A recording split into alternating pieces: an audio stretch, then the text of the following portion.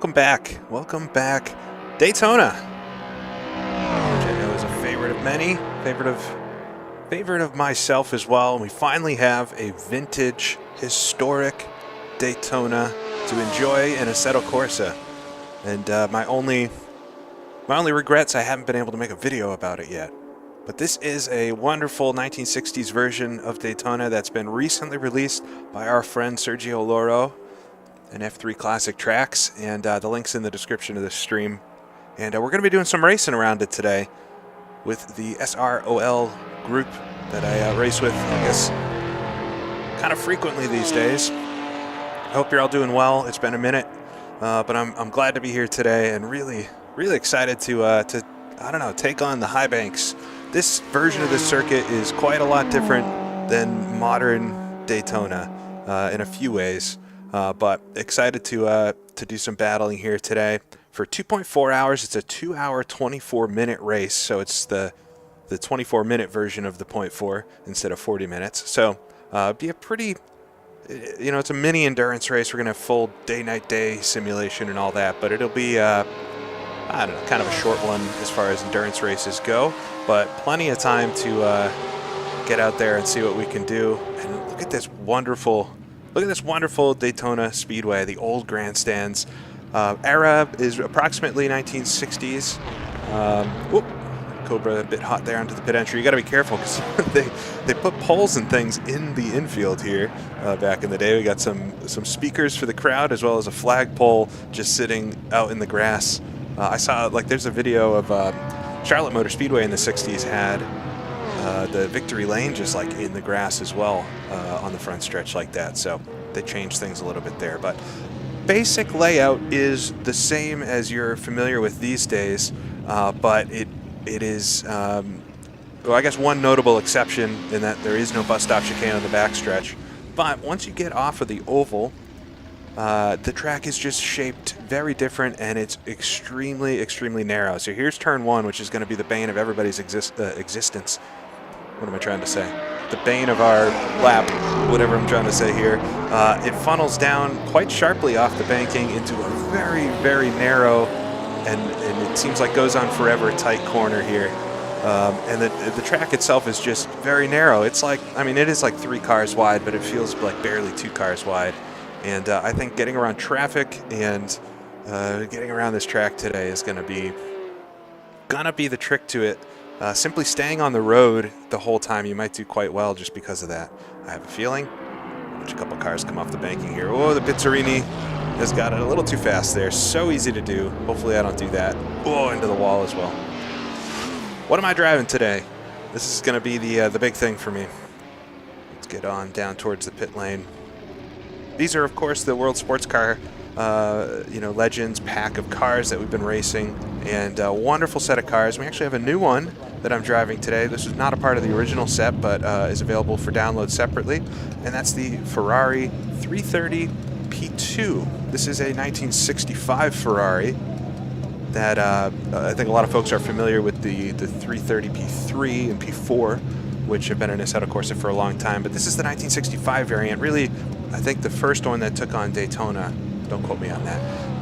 But raced in 1965, won a bunch of races in 1965. I think qualified on the pole here. Had some mechanicals though, and overall should be a fast car. But we're going to be racing, especially these guys today, the GT40. This is the Mark I GT40, the old one. But it's quite a lot faster, especially in a straight line. And unfortunately, I just really don't think we'll be able to keep up with the really fast guys today in the P2. But I'm going to try my hardest, and I think it'll be a fun race no matter what. But I think it's going to be a little bit of a battle against the other Ferraris and maybe some of the slower GT40s than going for an outright win. Man, I'm going to drag race down the pit lane there. All right, we've got about 15 minutes left of practice. 15 minutes left to practice, and then we have a 30-minute all cars on track qualifying session, which is going to be 50 cars if everybody shows up. 50 cars out on the track at the same time trying to qualify, which is going to be mad. Just getting a clean lap, and then we'll jump straight into the race. So only about 15 minutes to go before we actually get out for some competitive laps. And let me do a couple more laps of practice. I'll put my, I did some laps earlier today with my race fuel and everything, but we'll go out with qualifying fuel. So the other thing is the fuel strategy. I heard or saw in the chat for this race that the GT40s are going to be able to make it on one stop, and I thought I'd be able to do the same in the Ferrari, but it really does not look like it's possible to do one stop. And so, yeah, I think we're just going to be way behind the ball, especially because of that.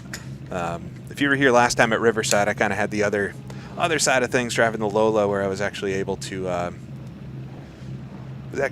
do quite well just through the pit stops and saving a lot of time there. But I think this is going to be the opposite today. Fortunately, I wish it was a little more competitive, but we'll see. Making excuses right now, I guess.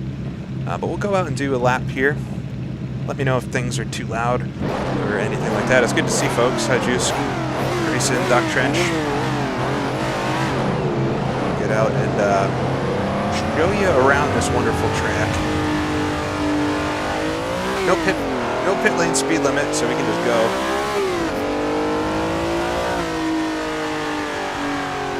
We just got to watch the merging off the pit lane, because folks are going to be flying off the banking, and there's really not a lot of room here. The apex is the pit exit, so you've got to be really careful with that.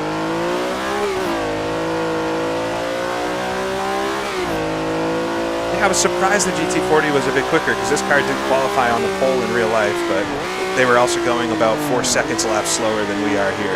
All right, so we'll come down to the first horseshoe, and you're just going to notice, if you drive this track a lot, the modern version, it's just a bit different shaped. It's the general same layout that you're used to these days, but the corners just kind of meander. They're not quite as like perfectly round and stuff as they are these days. It's a little more of an organic course, and because it's so narrow, it's just there's not much room for error with the line. So we're going to use all the road today. But yeah, it'll be a struggle just to stay on the black stuff, especially when we're trying to get through traffic, which I'm sure will be a big part of the race. Down to second gear here, and we of course want the best exit possible to get onto the oval, but this is where this car, well, especially doing that, this is where this car loses all of its time. I'm just down like 10 kph in a straight line. Once we get up through into fifth gear, if I'm next to a GT40, you'll just see them suddenly gain all this speed, and they're just so fast. So not much hope in keeping up. Yeah, I'll turn down the game a little bit. Try to get things balanced here. Banking wise though, we're going to stick straight to the bottom of the track, and unless we got to pass a slow car, we'll jump up a lane, but let it ride itself out, use a little bit of the oval racing experience, and then braking for turn 1 is very much the hardest part of this track, I think. Just past the 300 boards. Try not to over rev it too much. Get down a couple of gears. Get down in a second for the corner proper. Just a spin out on me.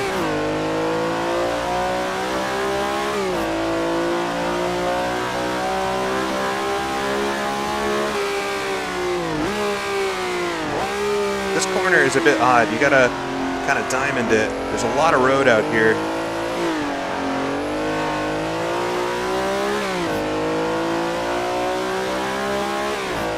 There's a lot of road out on that sweeper that you can actually use.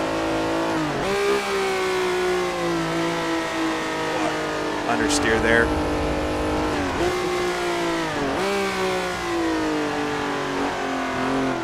We've got some Jags today too. That red car behind me is not a Ferrari, it's actually a Jag. I turned the game down. Let me know if that's a little bit better. I thought I had it good, but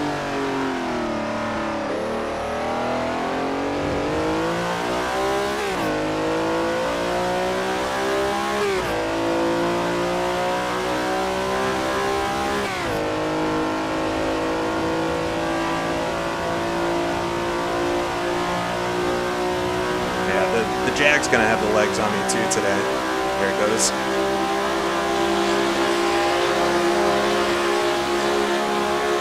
They're trying to trick us with that one though, being red. You'll also notice, I'm sure a bunch of people are going to say,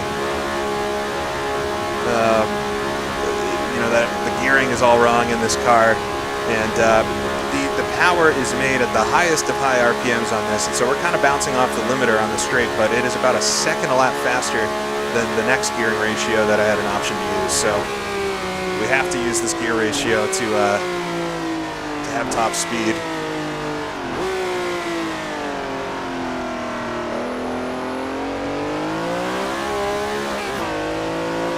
All right, car feels good though. Do another lap or two and then practice a pit stop entry. Make sure I got that down, and then we'll be ready to qualifying. 9 minutes till qualifying starts.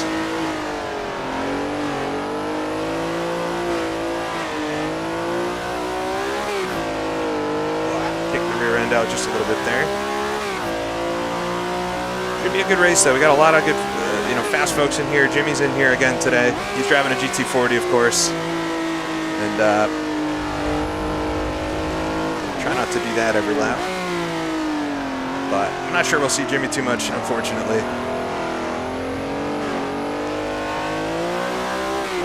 But I think there's going to be quite a lot of that, and so if I can keep it on the road, I might be able to beat a few of the faster cars just throughout the whole race. You lose a lot of time by running wide. Yeah, this track's made by Sergio Loro, and there's a link to it in the description. He makes a lot of these historic tracks, and they're well worth it, a few dollars each. Well worth it. Sergio does this, I think, for a living, and he does a great job at it, and it's just a beautiful, beautiful track. We've needed a historic Daytona in sim racing for a long time. There's really not been a good road version like this for many years. There was one for GTR2 that was pretty nice, but this is another level.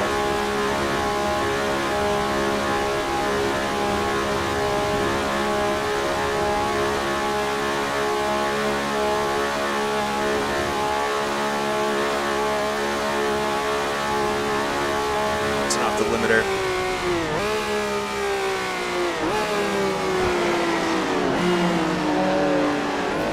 Hold on to it, 902 or 904 there in front.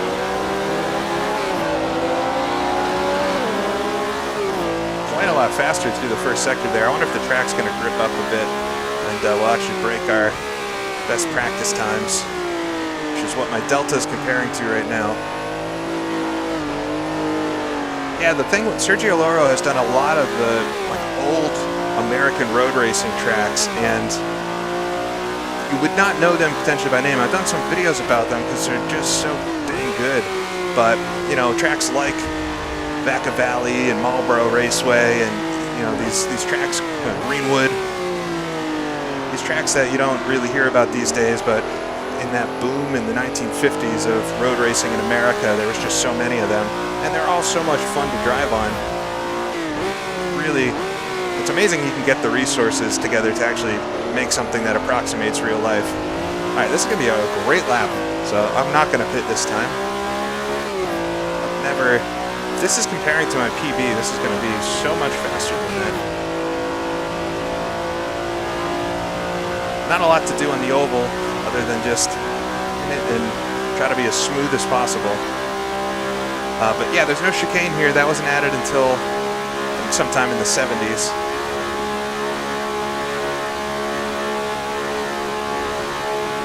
Makes turn 3 here. I mean, they do it every lap in the stock cars, but it's a little different when you have these road racing machines. The thing about Sergio, too, is he's been around for forever. He made so many Grand Prix Legends tracks that are just some of the best tracks out there as well. He had a hand in the original Targa Florio, 156.99. Dang, that's pretty good.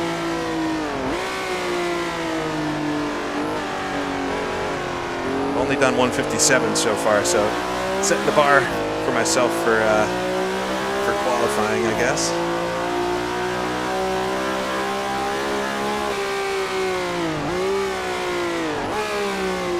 All right. I'm going to pit this time, practice pit stop entry, and then we'll get ready for qualifying. Car feels good. I'm not that worried about qualifying as long as I am somewhere near the front. We're going to get overtaken on the first lap anyway by all the GT40s, so I mean, I guess it's probably always good to start further up if you can, but I feel like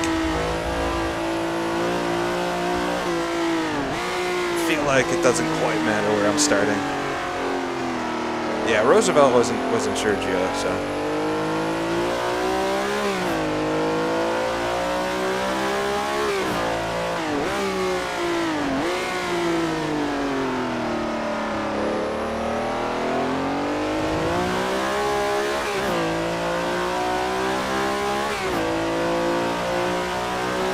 Alright, pit entry here can be quite tricky because you're going so fast, getting the right braking marker. I've figured out there's two marshals standing very bravely on the inside that I've kind of pegged as my braking marker. It's a little early, but I'd rather it be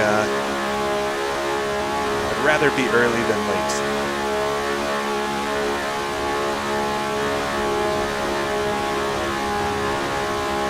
We're on pretty low fuel right here, so it should be a good, realistic test.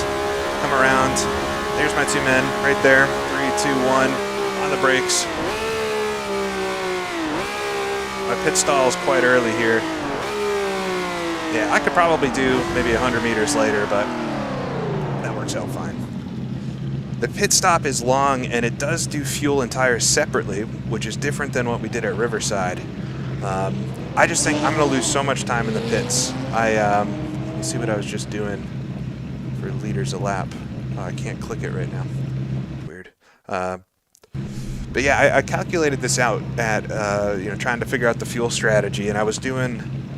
I would have to burn like 3.75 liters a lap to make it on one stop, and I have to save so much to do that, or gear the car completely differently, which in itself is much slower. So I just couldn't figure out a way mathematically to make it work to save fuel and have it have it be a one-stopper. So I got to come in for 2 stops and take on quite a lot of fuel each time. I need like 160 more liters than I start with to actually make it through the race. So I could either do a bunch of fuel in one stop and then just a splash and go at the end, or split it even. I think I might split it even because I don't know if you guys could see that Daytona, but I think those 2 marshals shouldn't be standing there. But yeah, I think I'm just going to split it even probably. I think I'll start with a full tank of fuel, and then from there we'll have the most options possible. But I think we'll stop twice, take 80 liters each time.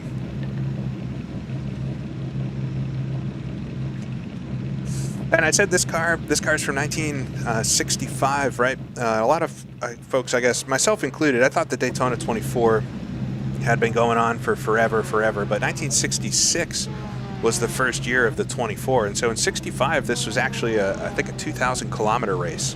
It wasn't a 24-hour race. So this car, I don't believe, at least for the works team, never did the full 24 hours. Maybe there was a team in 66 that used it. I could be wrong, but yeah, by then they were using the P3 that we're more familiar with. There's the sun setting on practice. We got 1 minute left. Session will change over, and then we'll go out for qualifying. 30-minute qualifying session, all cars on track. It's going to be really, really tough to get a lap in. I'm just going to whack some fuel in it and do as many laps as I can. I think that's probably the best option. Yeah, we do have the XJ13, a few of them today, and this car never raced at all. I talked about it when I took a look at the World Sports Car Pack, but yeah, it'll be a difficult one. I think it is the fastest car that's out there, and I guess quickly we can look at the practice standings. Look at this. Sean Campbell, yeah, 2 XJ13s. If you guys can see this, it might be kind of small, but 2 XJ13s up front, and then we've got 2 GT40s, Florian and Samuel, and we've got another Samuel in Maserati 151. Well, it's nice to see that car in here.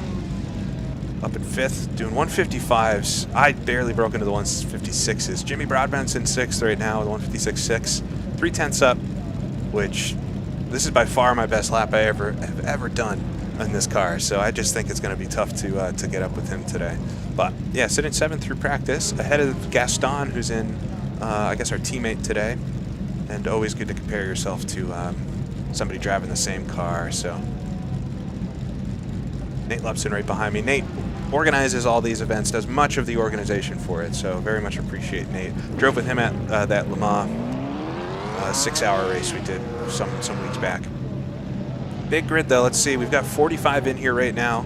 I think 49 total entries for this race, split across a bunch of different classes and things. We are in the top class, but as I've been hemming and hawing about, we're maybe not the fastest. I'll use that as my excuse. Oh, this is gonna be fun. I'm excited for this. Always like doing these SROL races. Get serious now. Qualifying will be important today. Just to get in front of the slower cars.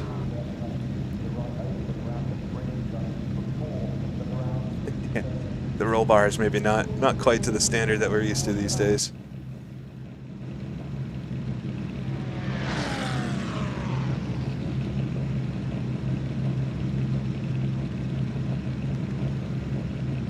Well, appreciate everybody joining in. Hopefully it's a fun race regardless. I think there's so many cars on track that there's gonna be stuff happening the whole time, so not really worried about it being boring. I'm sure it'll be an entertaining one. Where are my gloves? Here we go. All right, practice is over. We're just waiting for the session to tick over. Get going in qualifying.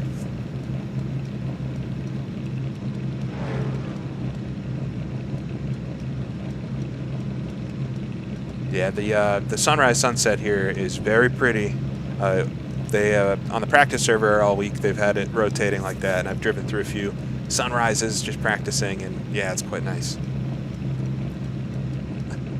I think that's in front of me. That's a Lotus, right?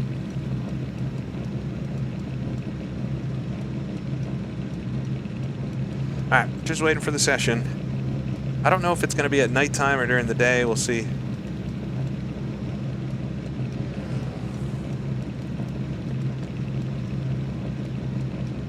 It would be something else if the session's at night.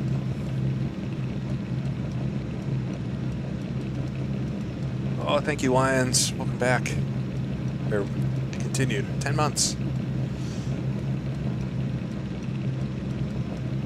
Yeah, Lotus Elan.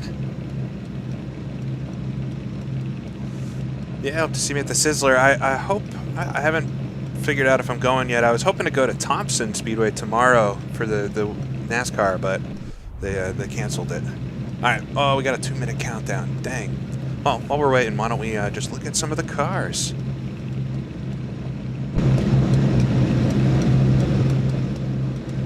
We got, yeah, 2 minutes before the session starts. Wow, there's a lot of cars out here. We got it's going to be at night here, so it's tough to see, but a Maserati, a couple Maseratis up front, the Isogrifo, it's a Bizzarini. Got some Shelby Daytona, a few of those. That'll be a fun car around here. Really tough to get through the infield, but it's going to be mad fast on the straight. Then first of our GT40s. Another Bizzarini here, a couple of them. I think this one, or the 11, I think is Jimmy today. So everybody say hi to Jimmy. I'm sure he's streaming as well. We got the Corvette. This is the roofless version. I see they didn't use my livery for it. A couple more Daytonas. We got one of my teammates here. I think this is Gaston. I'm sure we'll see him at some point. Hopefully I can keep up with him. He's been very quick. Got a 906 down here, a Porsche 911 as well. Another Ferrari. 911s. One of the Nissans. We'll hear that one. I don't know how fast they'll be though. Yellow Ferrari, which is good. Oh, one of the Alfa Giulias. I think every Alfa Romeo is called a Giulia.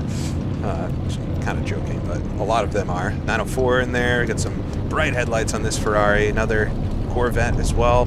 Ooh, one of the Dino Ferraris. Be a little bit slower here on the oval, but definitely a fun car to drive. We got one of the Alfa Periscope cars. The car built basically for the Targa Florio, but we've got one at Daytona here. All right. I wish I could do the rest of it, but we're just about to start here for qualifying, so I want to get out on track. Plan is to just kind of do as many laps as I can and see if we can get a good one. All right, qualifying is green.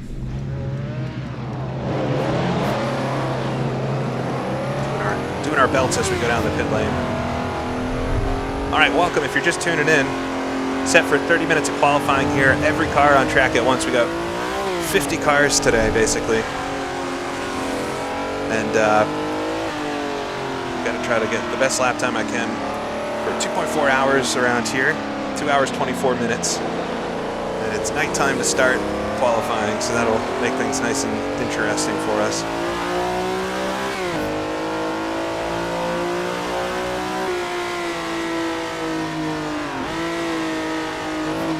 Yeah, if you're looking for the cars or the track, I put everything in the description of the stream, so just click down there and check it out. Sergio Loro, I think it's $5 for this track, but Sergio puts a lot of, I think it's well worth it.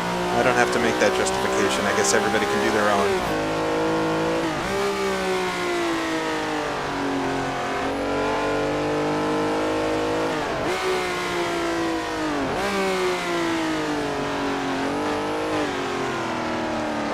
I wish it's going to be 2.4 hours of racing with Jimmy, but I think he's just gonna have a little bit on me today with that GT40. But I'm gonna try my darndest, and we'll have fun. We'll have fun regardless. All right, we got a couple Ferraris in front, but we'll just get a couple laps under our belt. The 28 minutes left is going to go by really fast.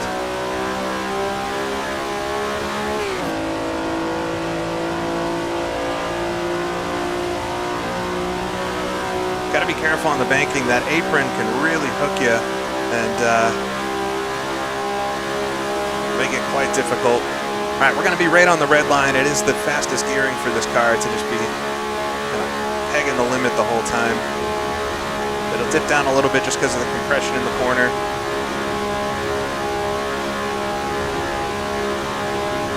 All right, we'll come around and do the first lap. I got some traffic, but I don't think we'll get a single clean lap in this qualifying, so we'll just take it as it comes.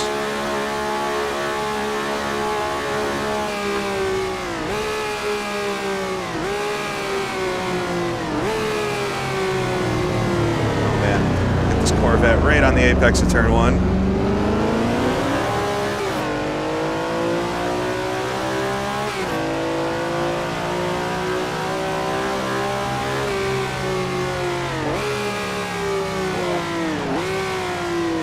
Jumping around a little bit. I'm wondering if the server is going to be okay with so many cars this time. I guess we'll see though.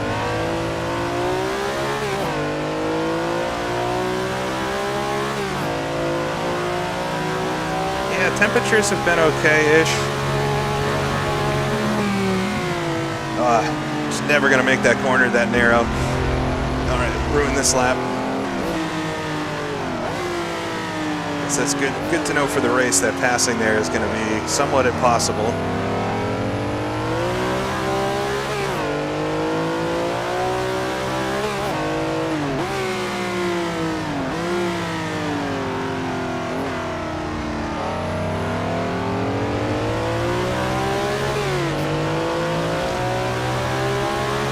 I think that car's going to be faster than me once we get to top speed.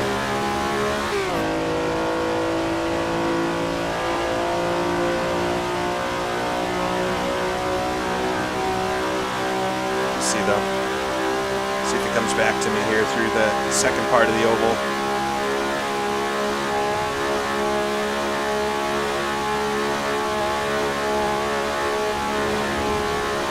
All right, unfortunately this lap's not going to count because I went off the track there, so yeah, hopefully y'all can see all right. It does get very dark here at night. I'm on the high beams with the lights blinding everybody else.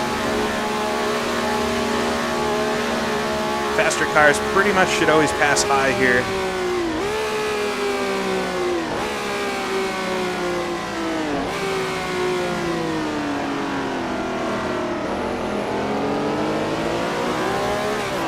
It's 2 laps in a row, get a car right on the apex of turn 1.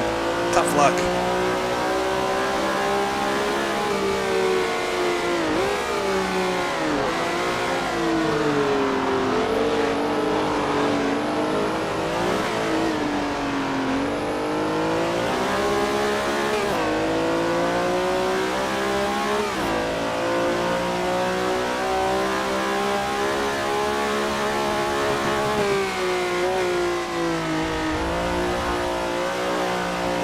slide there. That left-hander is a very tricky corner. Just have to try to carry speed through it, but it's so narrow.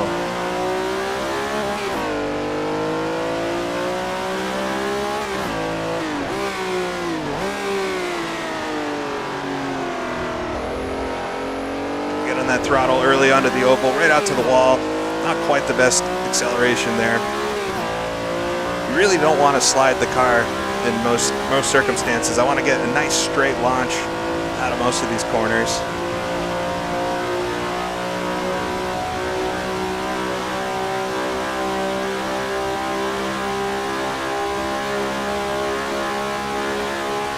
All right, this will be at least a good enough lap to get me in front of the GT cars and stuff. Should be into the 158s, I think. Try for something better. I did a 156.9 in practice a few minutes ago, so I guess that's my goal.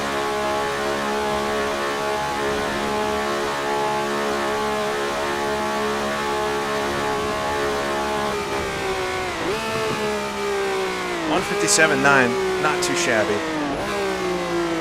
Really good on the braking there, a little bit deep. Get on the accelerator. I don't want to slide it on the exit like that, but we'll take it. Just a 10th down off my PB.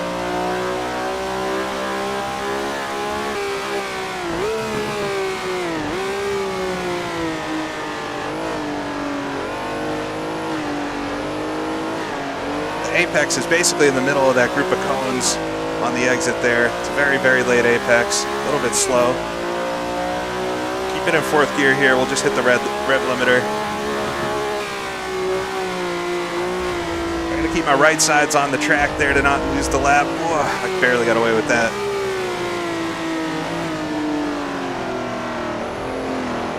A little bit of sliding there, straighten it up for this exit.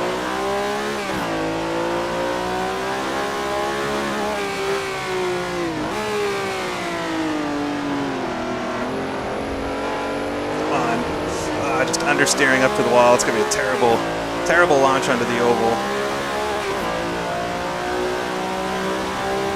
It's too bad because this actually, traffic-wise, has been my cleanest lap yet.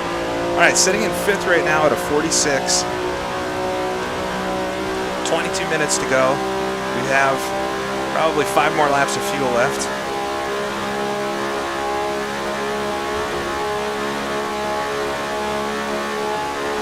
Yeah, I feel like this whole qualifying session is going to be at night because of the time. Hopefully the race starts in the daytime. I guess we'll see. All right, this might be my new best lap, just even with the mistakes.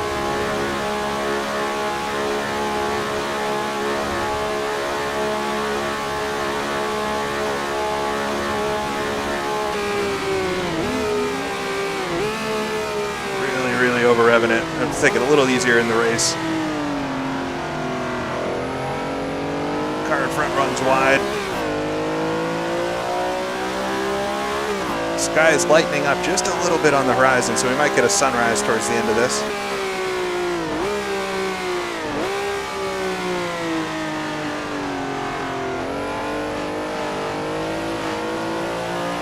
Just wait for it. That was decent.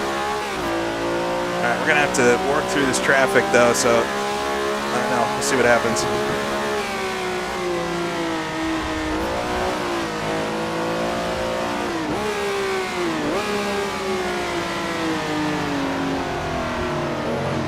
Really shoved it in there.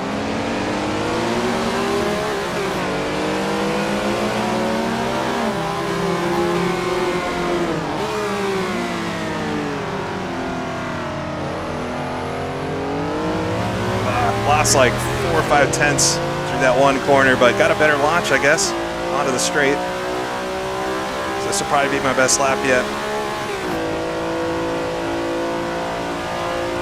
Got real busy there for a minute. I hope you all can see it a little bit. It's gonna be so dark in the nighttime hours, but it is starting to brighten up. It's not too long now. The sun will poke out. Past one of the 911s.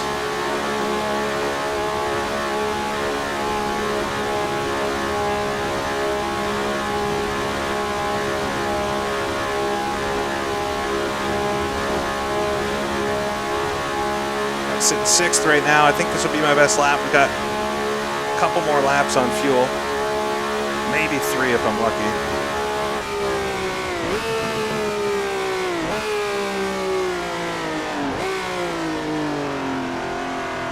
Just barely got that slowed down in time.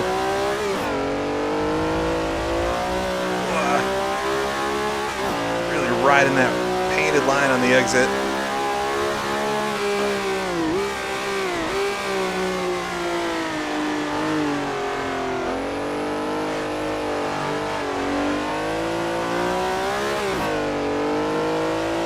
Messy, but still doing okay on my relative. Got a clear track right now, and it's just brightening up a little bit. I can finally see again.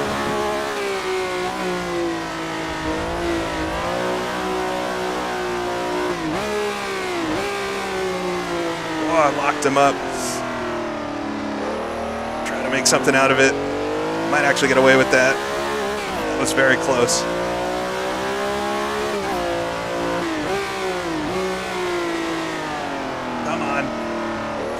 Get on the accelerator a little bit wide, but carry some speed maybe. All right, lost maybe a 10th there. But I'm right on.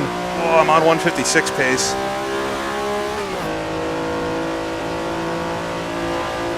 We're just coming up, almost halfway through the session already. This is a good lap though. Got me my best lap by far, and we'll have one more on fuel after this.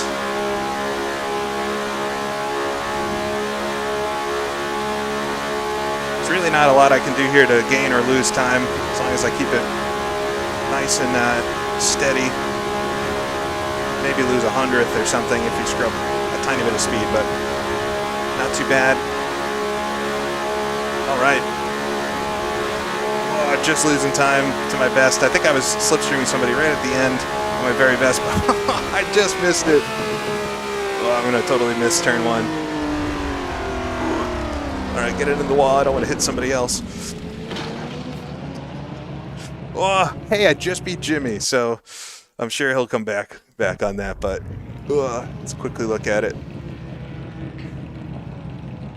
Where is it? There it is. I'm sitting in 6th right now, 3/10 off of Nate Lupson in front, and then 4/10 up on Jimmy. So, all right, let's whack some fuel in it and go back out there. Just about halfway through the session. I really missed turn 1 there.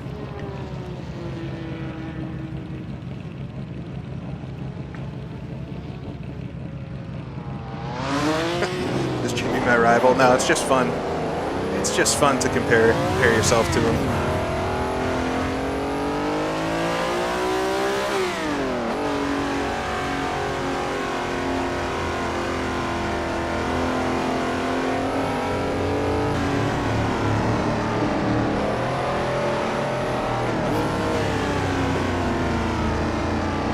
There it is. Look at that.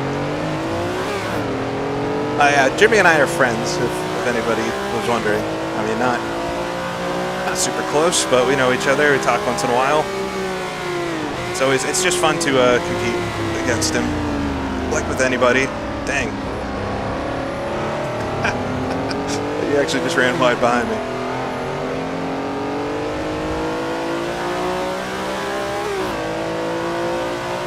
Yeah, I guess this is Ford versus Ferrari, unintentionally, and also 1 year before the real one.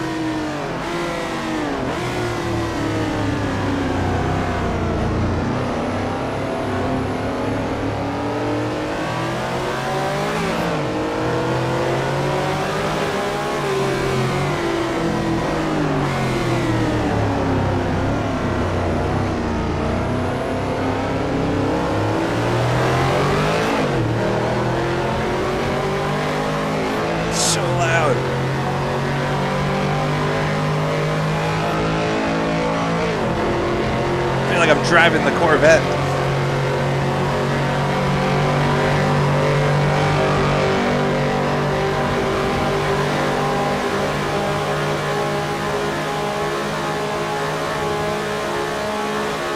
Yeah, a bit of a swap from the last race. That was a bit. He's probably going to be mad at me for that. I'm just taking my line. trying to go for a pass. Uh-oh. It's all fun and games until somebody crashes. All right, back to it. I think it's going to take a couple laps to get the tires and everything to the point where I can match what I was doing before, but we'll try. I get nice clean laps. Sun is real bright there.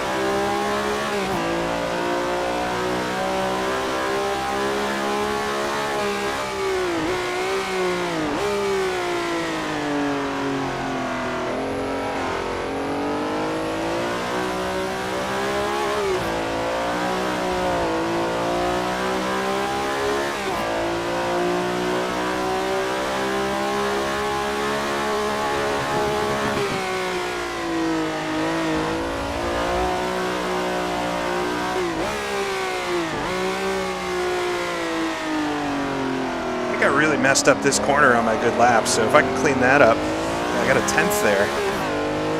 Oh, I'm actually on a better lap right now. Let's see if I can. I got a little bit of drafting help here too. A little too hot there. Only 5/100ths off and a good bit of acceleration. We'll see if this Maserati in front helps at all, but this might be an even better lap.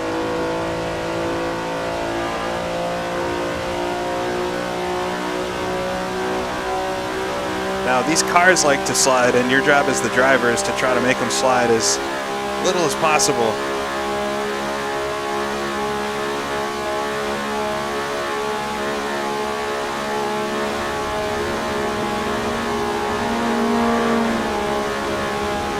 Yeah, it's just not going to be very easy to do this passing traffic. Well, I'm right on it, though. This might actually be better, because I think I was a few hundredths off my PB when we crossed last time. We'll see. 17:02. Is that better?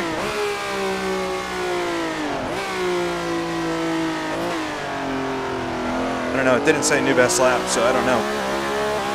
Either way, it wasn't much better. Yeah, that was a little Lotus Elan.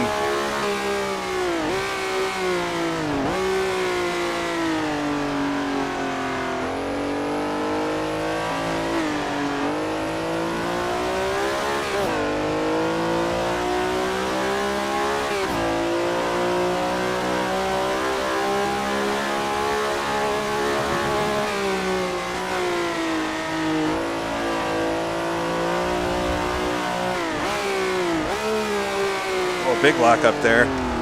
Dang. Stick with it. The car, it just kind of gets a little bit faster for a few laps. Right around now, it starts getting into the sweet spot. All right, we've got 11 minutes to go in this. Sitting in P7. It's not quite. I was hoping maybe top 5.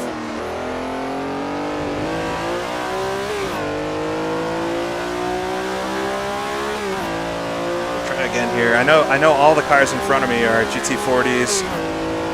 Like the Maserati and the XJ Jag, so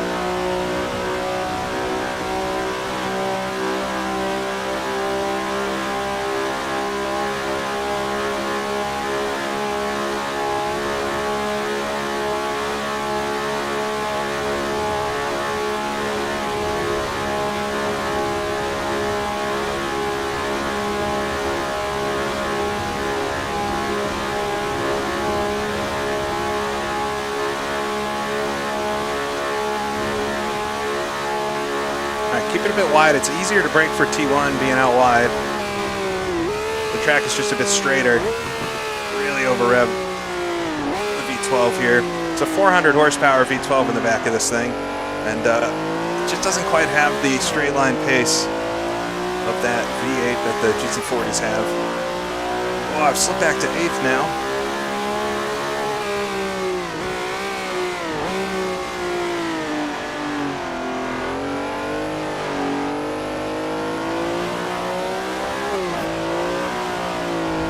Slide there, but that was all right. If we can gain that 10th here through the second horseshoe, we might be in a pretty decent spot.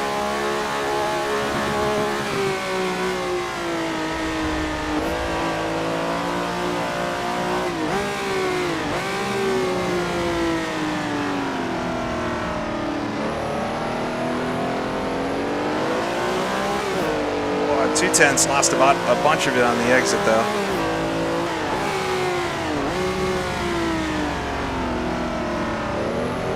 Slide up the inside of the Daytona. I lost about a tenth through there, maybe 2. Might have a little bit of slipstreaming here, though. We'll see. This is tough. I mean, I'm right on the limit of what I can pull out of this car with this setup and stuff, so it's been a while trying to figure out the best setup for this, and ended up with something that's quite stiff compared to the defaults. Just gonna clear this Elan before turn 3 of the NASCAR. We're a tenth off. Maybe this will work out for me with this slipstream. It's an awful big hole in the air in front, but doesn't seem to be doing anything yet. Come on. No, nothing. Really interesting. I figured that would help. I think I'm right on the red line there anyway.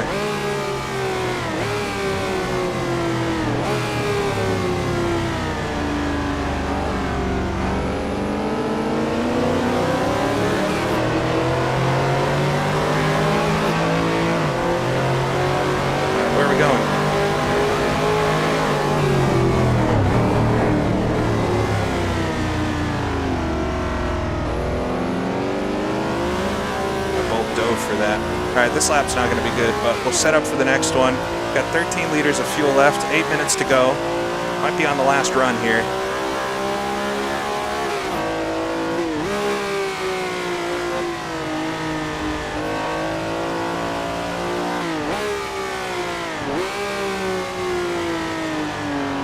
Yeah, there's definitely a lot of good audio happening with this set of cars.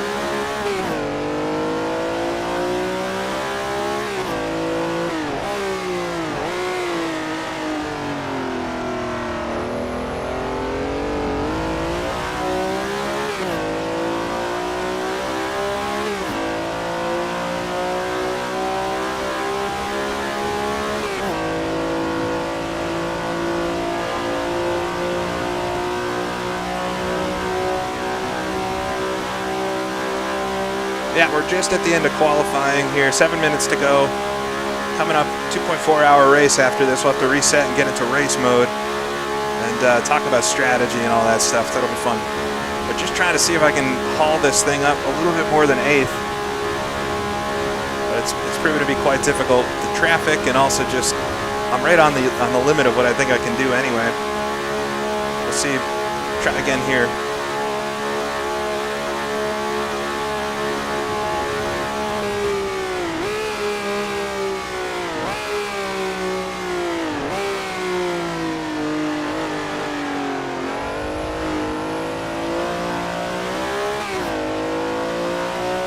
Always feels like I can't get to the throttle soon enough there.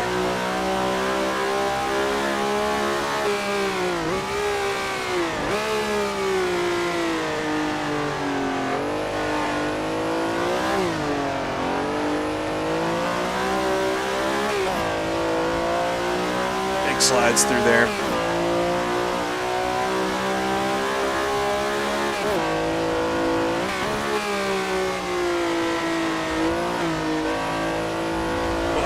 Yeah. Right. Just ran a little bit too wide. Too much of the grass there. You got to take a little bit of it on a qualifying lap, but can't get too greedy. 2 wheels off means the lap's no good. We'll stick on this though and just do another one. Got enough fuel left for one more, and I think this will probably be my last lap of qualifying. I won't have the opportunity to do more.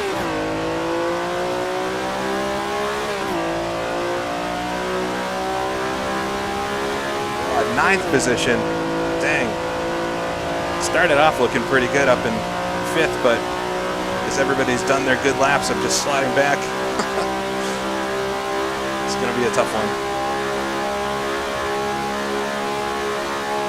Not quite as if you were here for the 2.4 hour of Le Mans I did with these guys. That was a rough one with the chevron. This won't be quite that difficult today. All right. I'm on it. I might just get this Bizzarini before this is the first corner. This is tricky. Part of me wants to back off.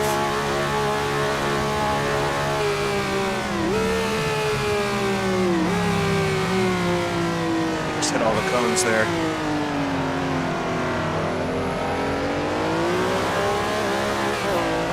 Ah, that was no good. Not easy to make a pass and go fast, but we'll just stick on it. You never know.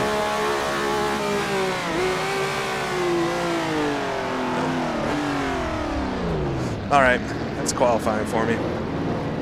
I would normally drive back to the pits, but I don't want to ruin anybody's lap being out on the track. Dang.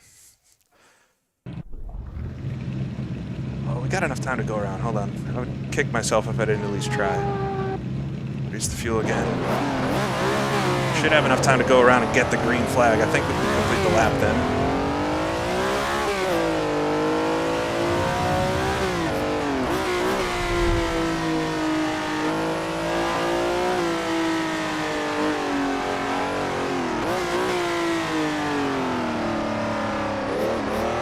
Get these tires up to temp, up to grip.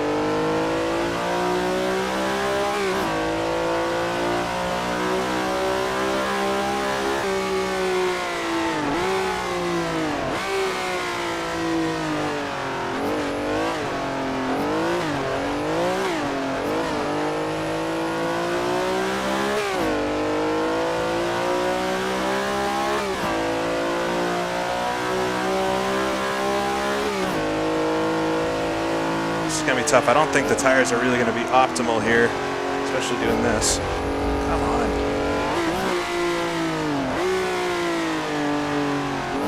Just trying to slide it a bit here, get them warmed up.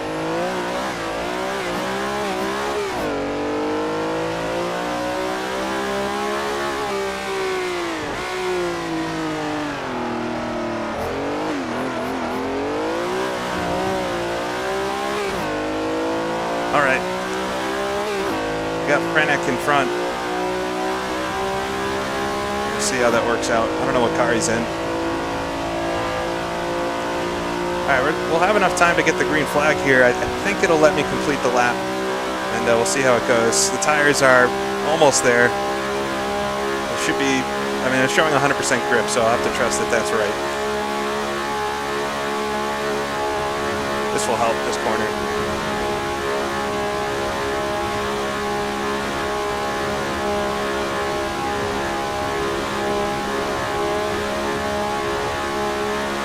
To the wall, try to carry the speed. All right, this is definitely it. We won't make it around again.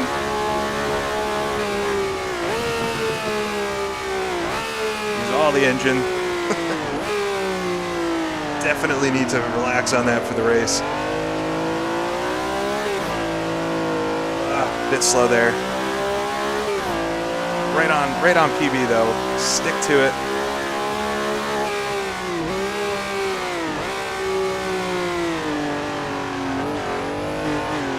Frank's really hanging her out there, the old Bizzarini.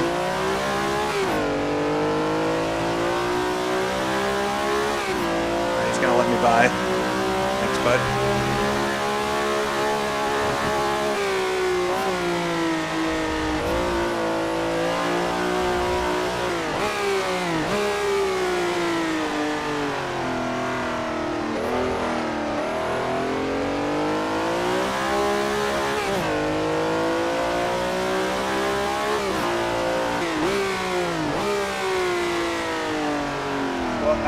That was almost a cut. It kind of was a cut, but let me get away with it.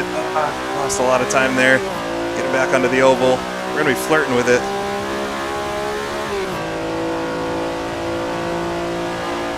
Last shift was good. I did the movie thing where you shift a gear and suddenly gain speed. Come on. Well, about a tenth up. I might lose a little bit of that towards the end, though, because I think I had a slipstream.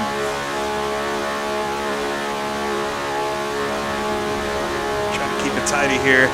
I found there's more speed in it, keeping it low than trying not to scrub. If you let it run high, it really doesn't actually help the lap time much.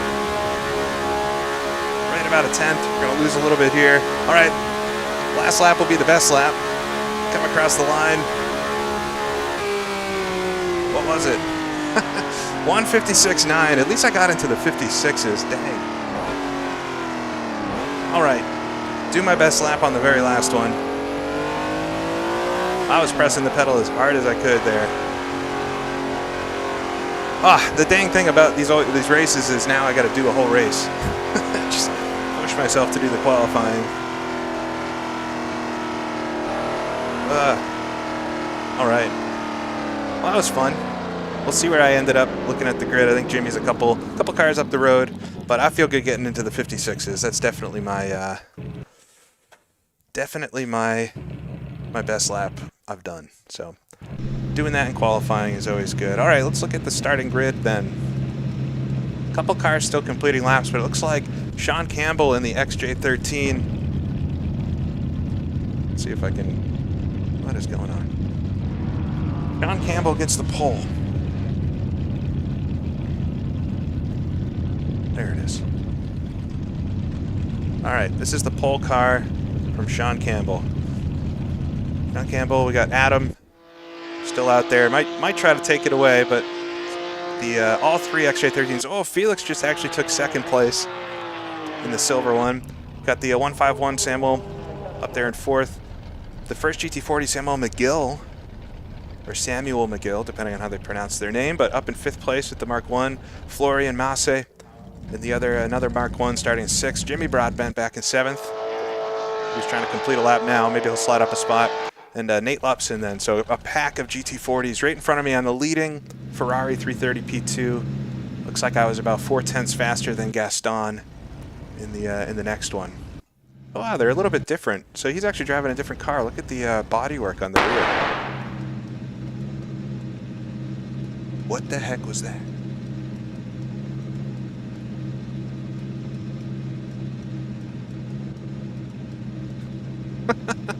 Did anybody else hear that, or is that just me?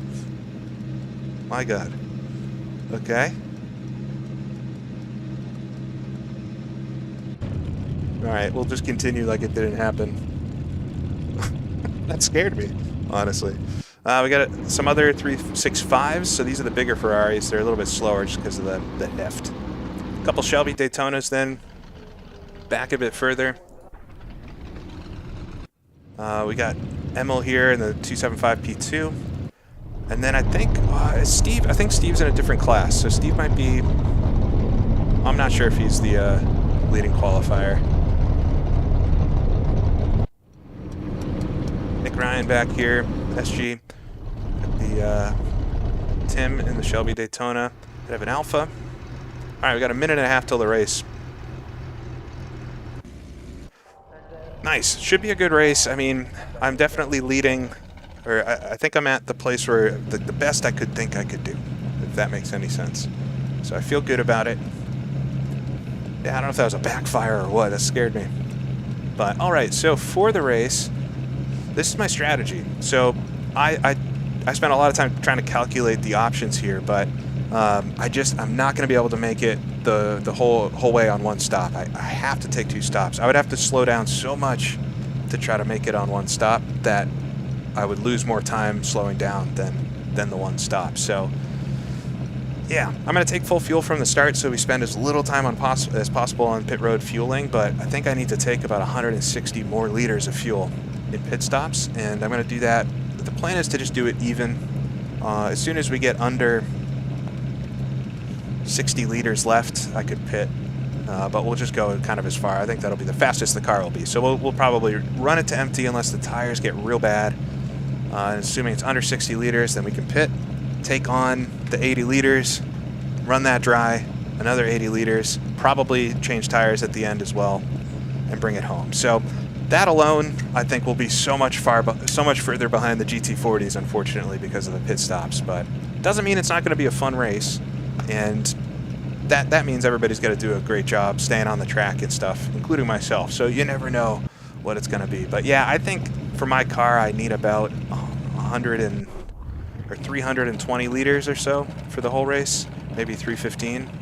So it's just not possible to do in a one-stopper.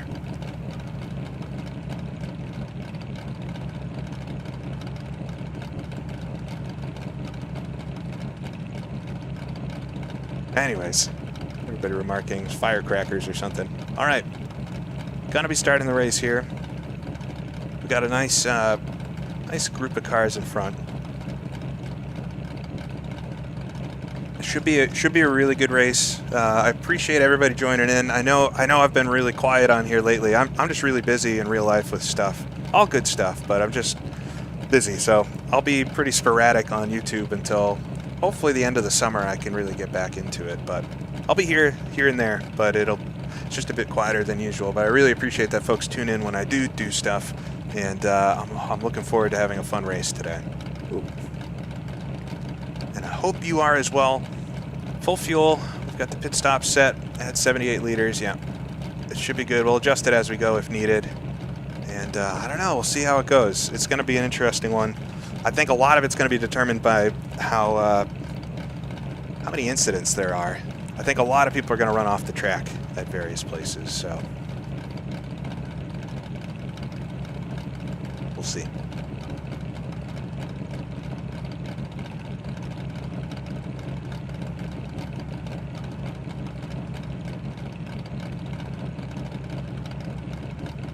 Right. Everything looks good.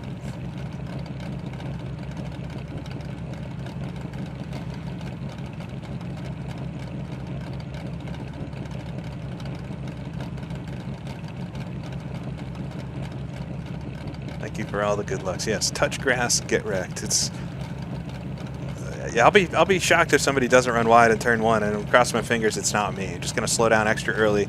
You also have to remember we're all jumping into cars probably with a lot more fuel than we were just running. So the first corner, especially on lap 2, is going to be tricky. But just need to be careful with it. Try to set a pace. I don't need to set any world records here. I don't know what the other cars are going to be doing for strategy and stuff, and you know, you never know. I think Jimmy's right in front of me here, so hopefully won't bowl him over here off the start. All right, it is a rolling start, so the lights aren't actually the go-ahead. We will roll away slowly from the start, and then we'll only really get racing once we pass the start line. We'll just follow the car in front.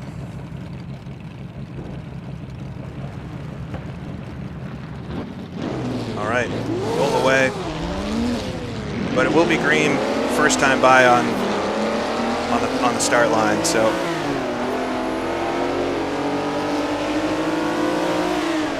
all right, appreciate y'all tuning in. 2 hours 24 minutes at Daytona in the Ferrari 330 P2 against a bunch of GT40s and other stuff in front, and we'll see. I don't know if I can finish in the top 9. I'll be happy with that, I think.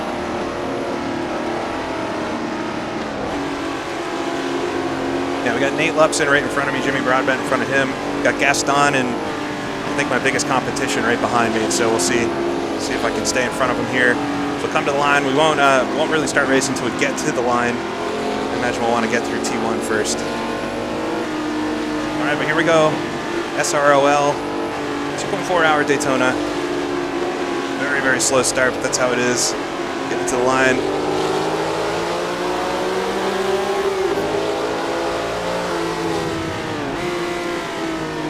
Cars in the pit lane maybe missed the grid somehow. Second gear. All right, through turn 1.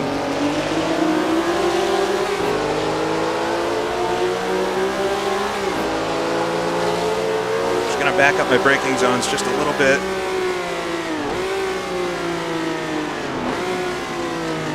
Stan thought about it there.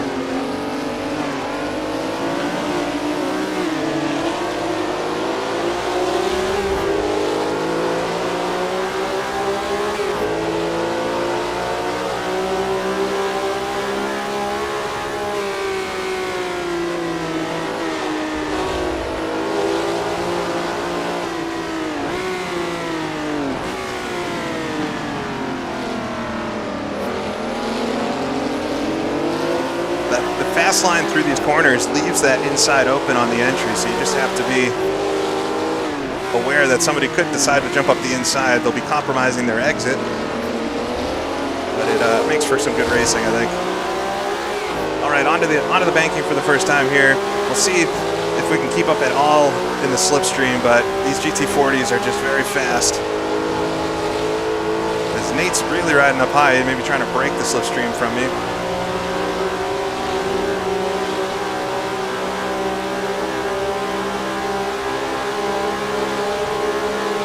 Nice clean first lap though from everybody in front, at least. Hopefully behind as well.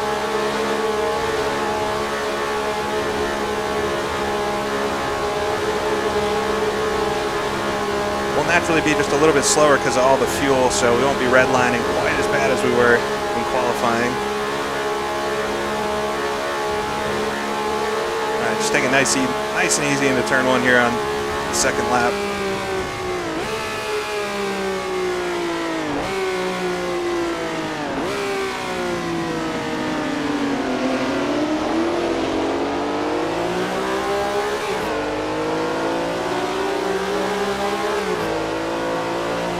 Got Gaston, the two G's behind me.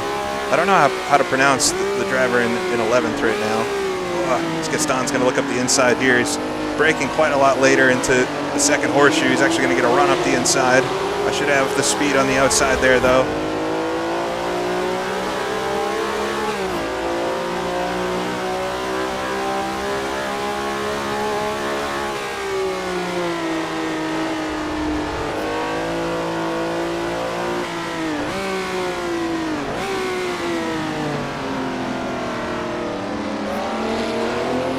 A little bit, kept it on the road though.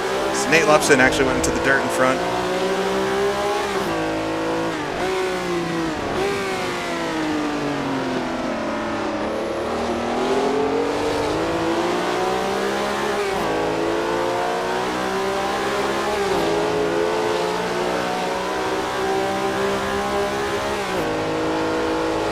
Just kept him back there, but he's going to have a good slipstream this time.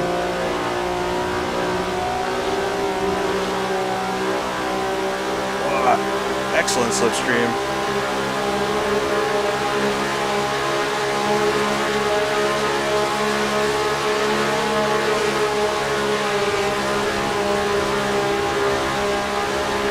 A lot of bouncing around with the ping.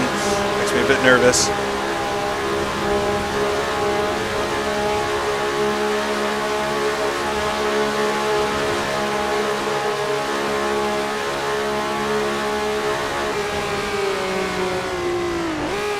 Not going to be long until we hit lap traffic. Oh, Gaston lights him up a little bit there.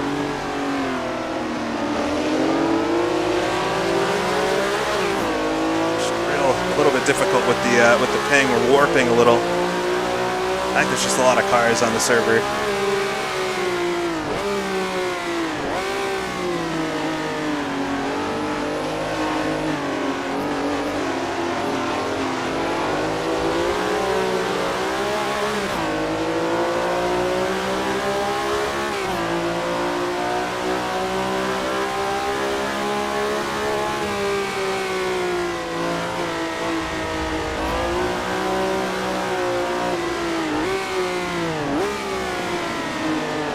Another big lockup. He's been locking up into all the corners there.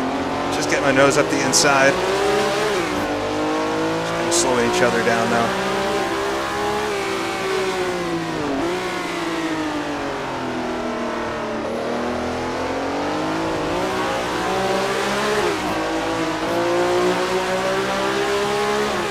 Thought about going around him the outside. I thought he would fade down, but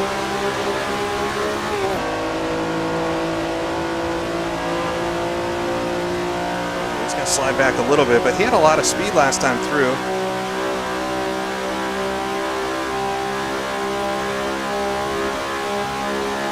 Yeah, the tires, they do get real slick in this. The tire gauge that I've got showing in my in the Sidekick app up top is how much grip the tires have. So it's going to stay at 100% for quite a while, but once it starts wearing out, you'll see it'll drop really fast. The tires will lose a lot of grip, and once they get below 80%, it gets real slidey in a way that's difficult to control. So I think I'll be changing tires on all my stops, but we'll see. I really overcooked it there. Dang. All right, first time.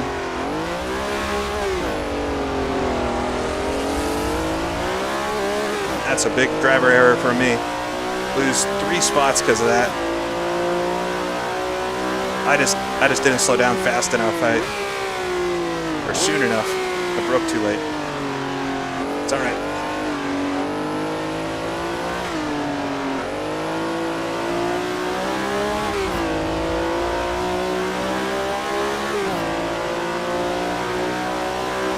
I did it for the rally fans. There you go.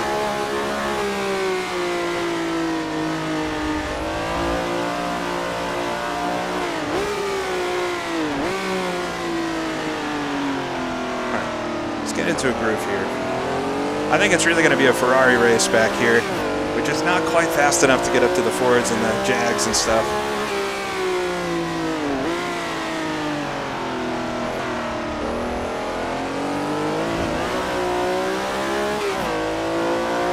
I also don't know what fuel level these other guys started on and everything, so hopefully my strategy is good enough to at least beat my fellow Ferraris.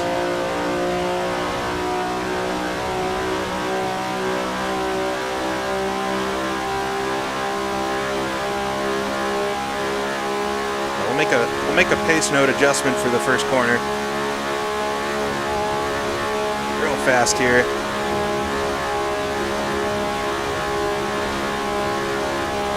What a cool thing this is. Flying around the high banks of Daytona. One of these open cockpit sports cars. Pretty cool stuff. Kind of crazy if you think about it. We'll try to do this a bit better this time. Oh, a big lockup from Gaston in front. Dang, I almost lost the rear there. There is a little extra pavement there mid-corner, which can save you sometimes. I barely hung on to that. That's not good. Come on. I gotta drive better than this. Whoa, one of the cars runs wide. Is that Gaston? I think it is. No, it's the other one that was up there with me. I wish I knew how to pronounce that name. Vitas? I apologize if that's super far off.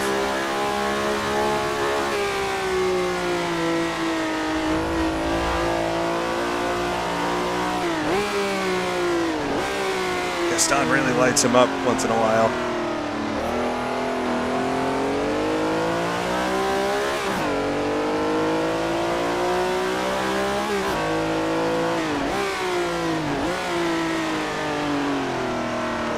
Hot there. Just trying to carry the speed onto the oval.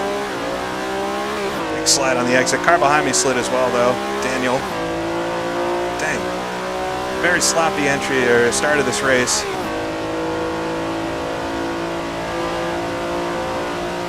The Vitas.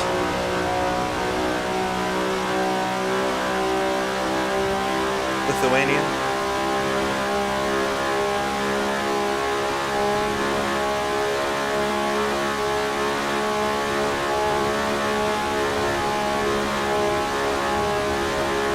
Yeah, we're all pushing, trying to get some pace out of this car. It's just a little slow. I think Daniel behind me, though, is in the 2.75. Lays off there.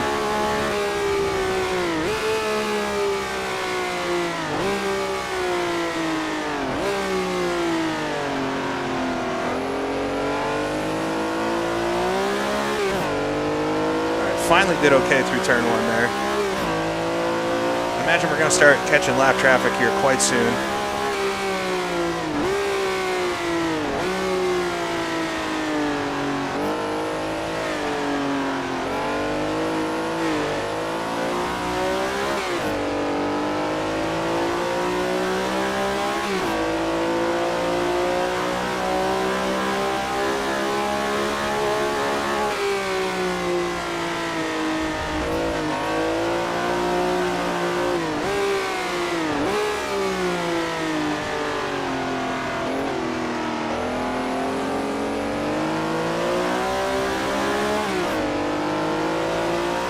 Daniel behind me is very quick.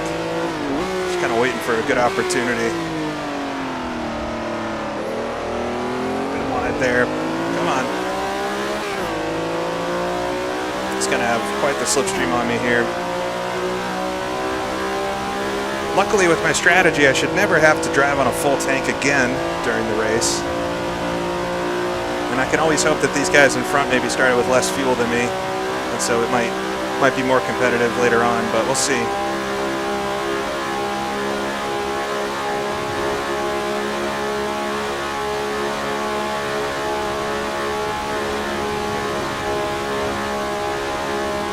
We got Nathan Clark in front of me, Gaston up in front of him. I lost those 2 spots.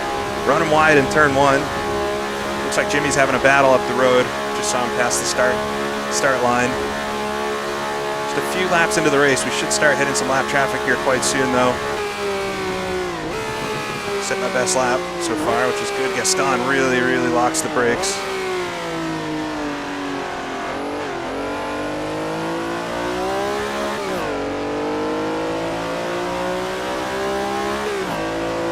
Maybe went a little too aggressive with the differential. It's really rotating the car on throttle, which was nice in qualifying, but it's making my exits a little sloppy.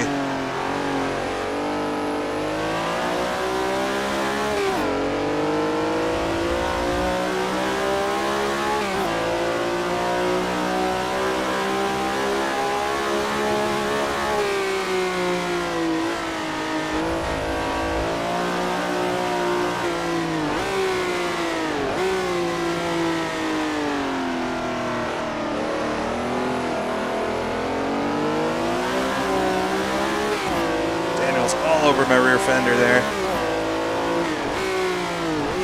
Try to get this corner. I've been overcooking it every lap into here. Still a little too fast there, but better.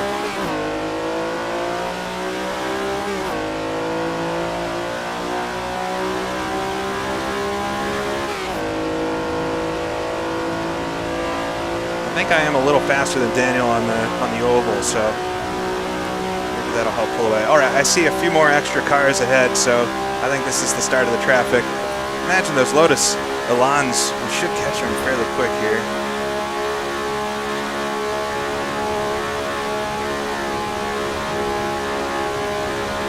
Already 15 minutes into this.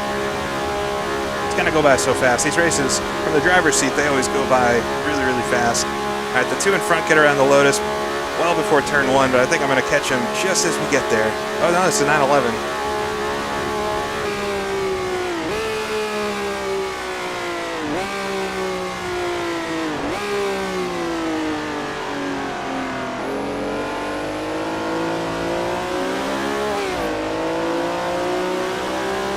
Get up the inside of him. That didn't slow me down at all, so that's good.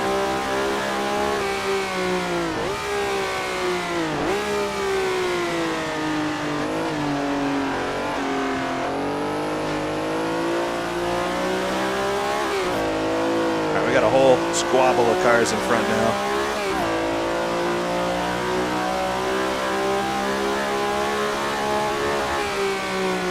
Gaston making passes through very tricky parts of the circuit.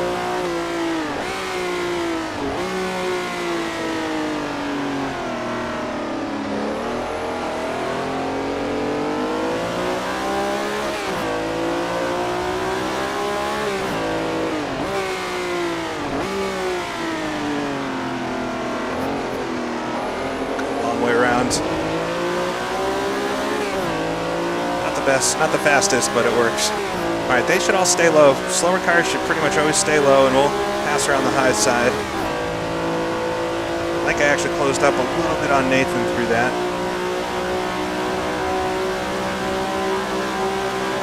Right up to the guardrails.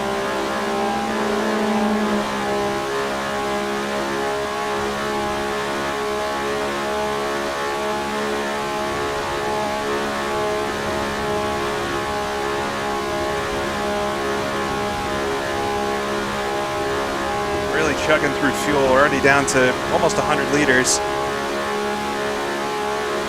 We'll have to see. The tires are totally fine right now, so we'll see how they get as the stint goes on.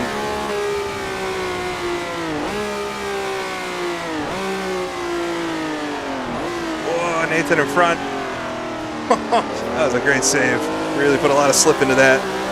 Absolutely cooking those rear tires, though. Well held.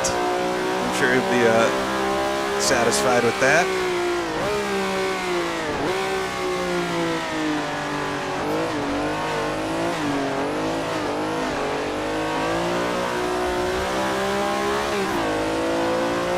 All right, that's going to get me right up to him now.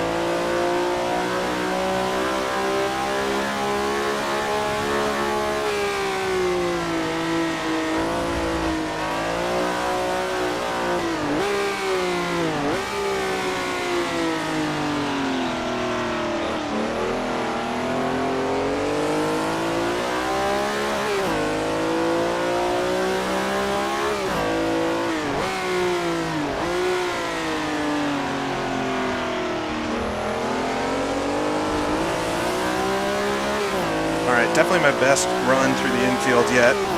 Car is starting to feel a little bit better on fuel. It's that first 40 liters or so, it's just so heavy. But soon the tires will start giving up on me and it'll get hard to control in a different way. All right, see if I can time this. It's, man, the ping makes this kind of sketchy. Just gonna let us work by the alarm there. Just really don't want to warp into each other and cause a massive accident.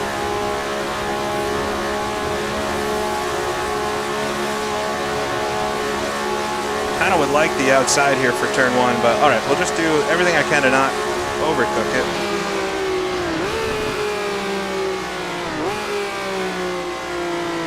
Take out all the cones. All right, get the spot away from Nathan, see if I can put a little bit of a gap on him here so he doesn't leapfrog me again next lap.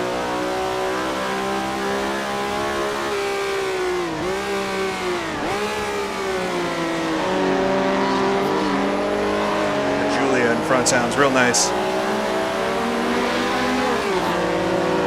A little too much slide in there.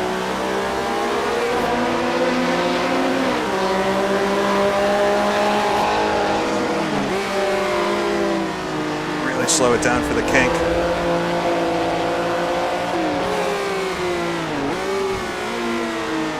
That's a tough place to pass.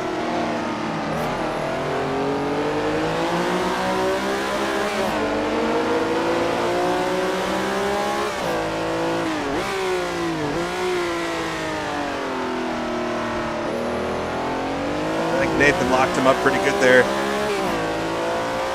Let's see, he's 0.7 seconds behind. Might just be enough to stay in front, but we'll see.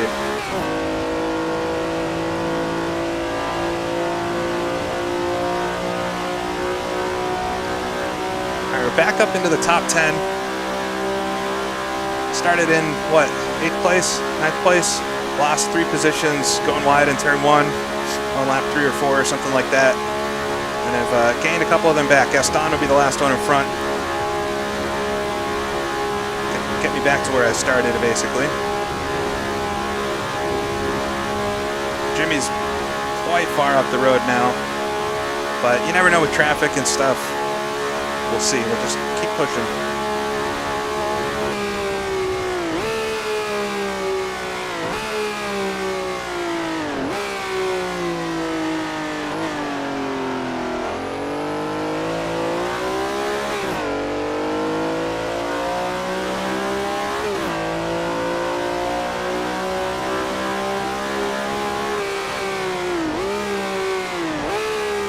Gaston's been just little puffs of smoke here or there.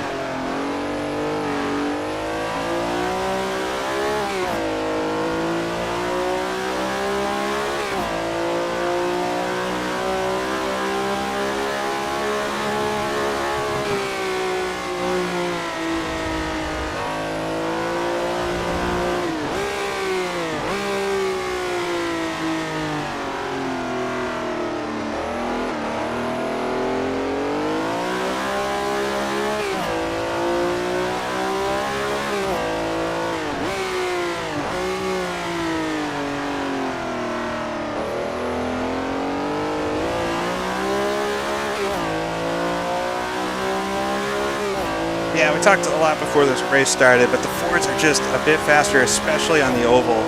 They're about 10 kilometers per hour faster in a straight line. So it's just really, really difficult to overcome that. And I think they're also better on strategy. So kind of from both angles, it's just an uphill battle. But we're having a really good race with the other Ferraris. So might not be for overall, but we'll see if we can be the best of the Ferraris today. And Gaston in front of me, I think, is the leading Ferrari right now. So got one more in front. He's definitely quick. Might have even pulled a little bit on me this lap, but we'll see if we can just keep doing good laps. Traffic might work out. Or he might do a big lockup, huge lockup into turn 1 for Gaston.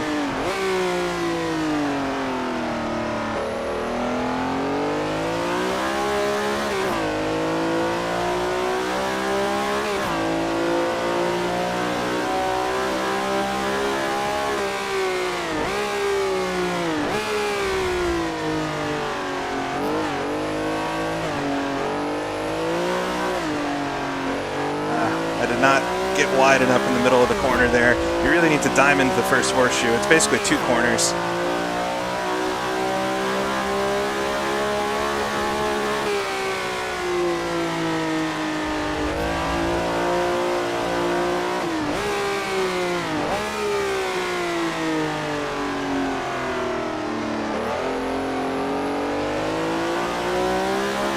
Slides there. I just sliding way too much. It's only going to get worse with the tire wear too.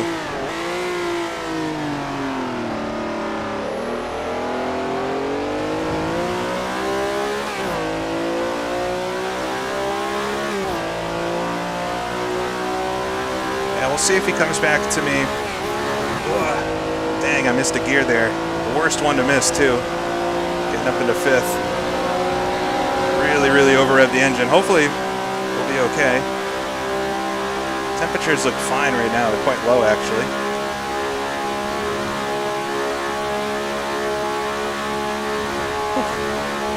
I haven't been doing as many long stints racing lately. I've just been so busy, so hopefully I can make it the whole race.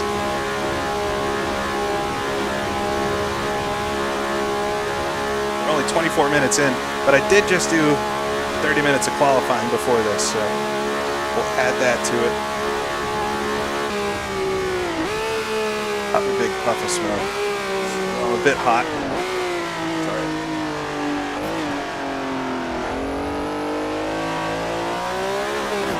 He pulled out on me despite the big lockups and stuff. I think he gained about a second that lap on me, maybe because of the miss shift.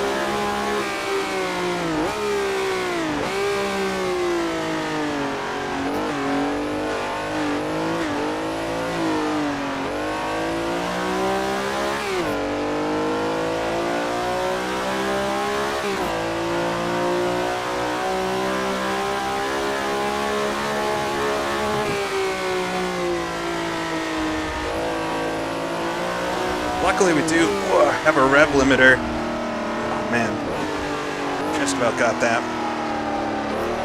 I just nicked the dirt there and it spun me. Come on.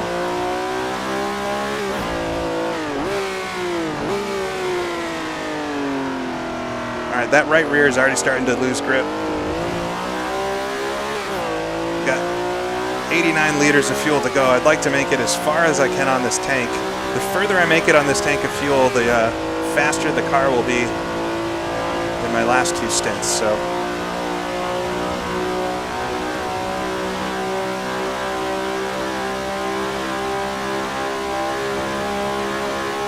yeah, that was close to a full spin. Just about got that.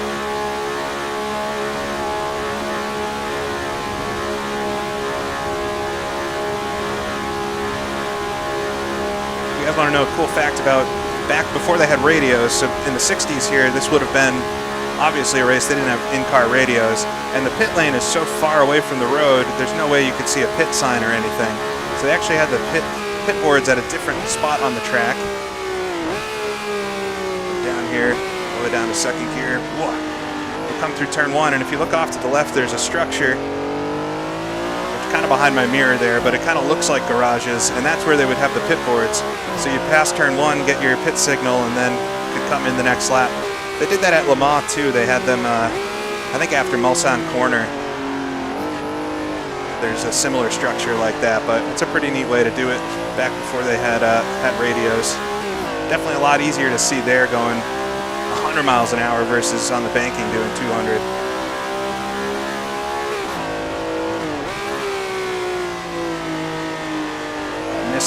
Miss the dirt on the inside there. It's kind of crucial to hooking the car around.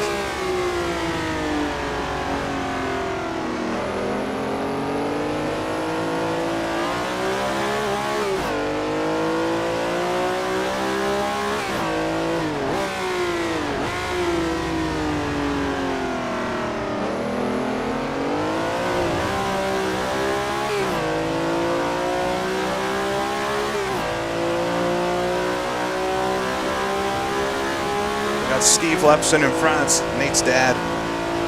It's the coolest thing.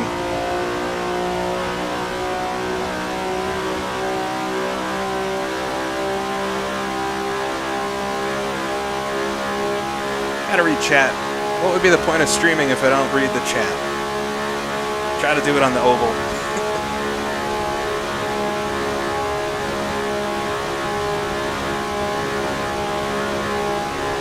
I got Steve's driving one of the huge Corvettes. I'm actually surprised it's not a little faster in a straight line, but I guess the aerodynamics with the chop roof is not so great.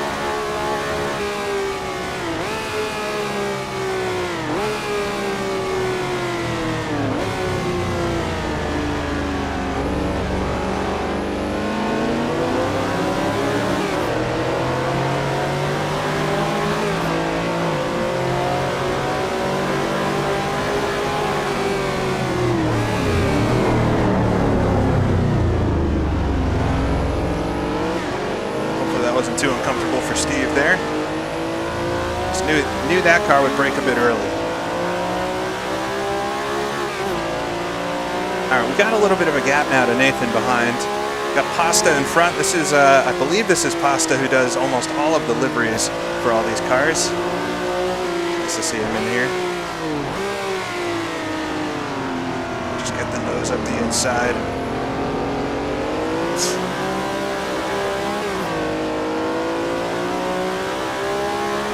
A little extra space there. I would appreciate that.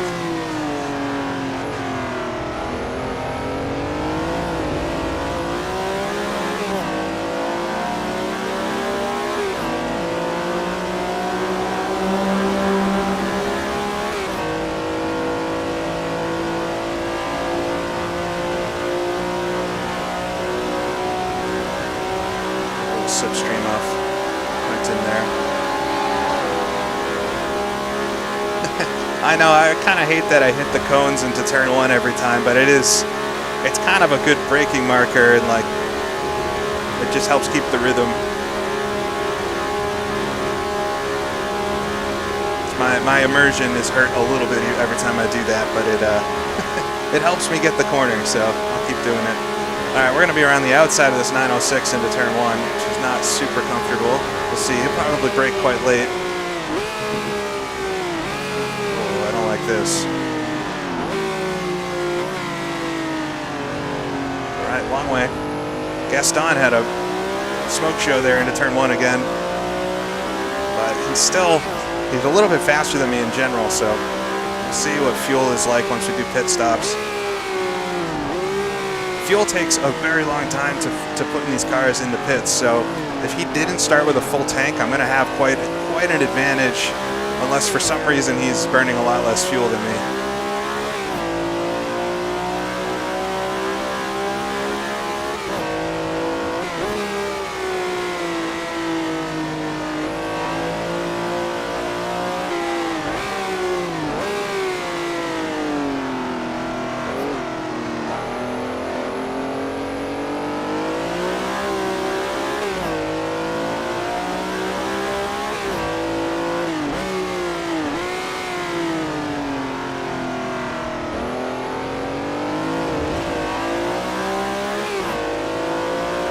To the wall there. It was actually a decent run through the infield that time. Felt good.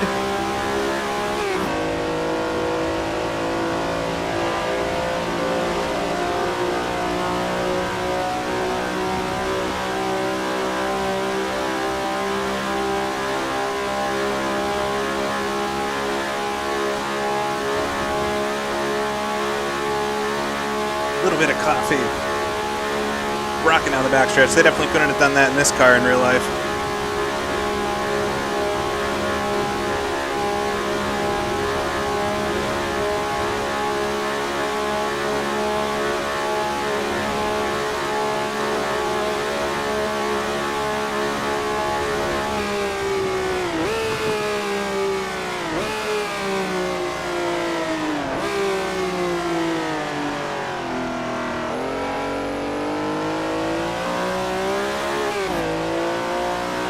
Gained a 10th on me.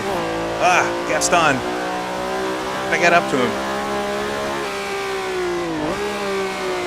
Thought that was a pretty good lap too.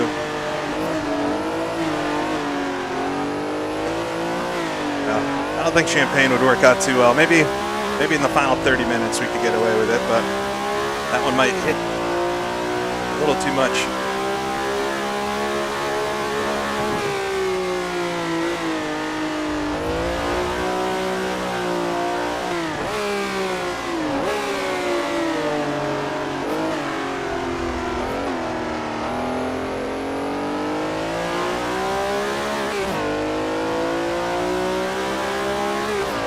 Gaston, once again, just kind of lighting him up. I'm surprised. I mean, it could also be a thing where maybe I'm seeing a bit more than he's actually doing just because of the net code or something. I don't know how that works in AC. But he does seem to be locking up the tires a lot. Maybe you can get away with it. Maybe I'm being a little too easy on him. The right rear is already down to 90% grip. Still feels fine at this point. We're burning fuel. We're at about a half tank of fuel. So I've made it 34 minutes. Yeah, it means we're going to make it about 68 minutes on the full tank.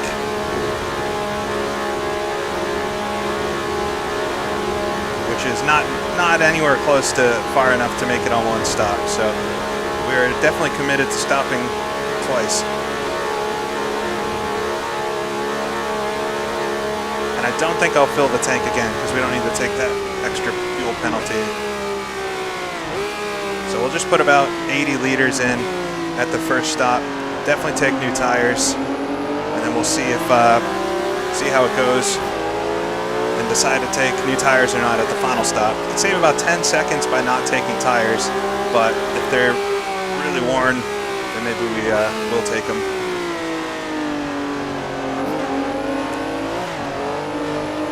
Yeah, I don't know how the Jag is going to be on fuel either, so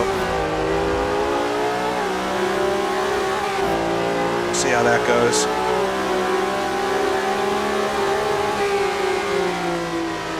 An awkward spacing with Alexander there.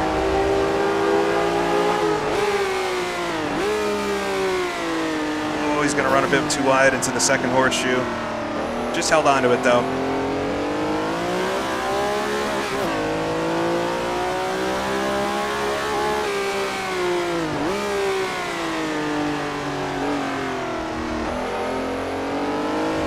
This will get all kinds of extra spicy at night trying to get around lap traffic as well.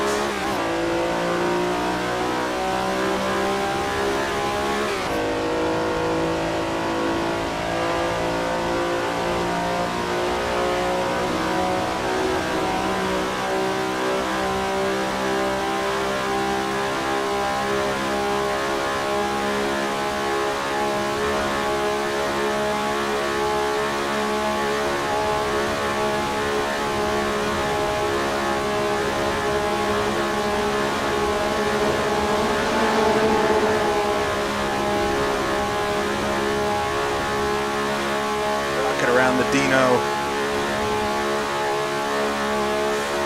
Gaston's just pulling away, a few tenths a lap, a little bit better through traffic here and there. It's just adding up. He's 5 seconds in front now.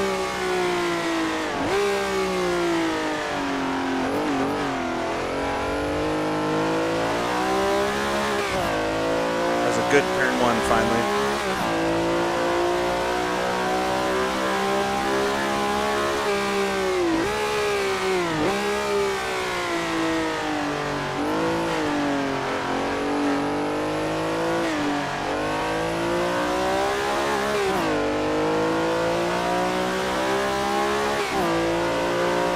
Clouds are disappearing in the sky now.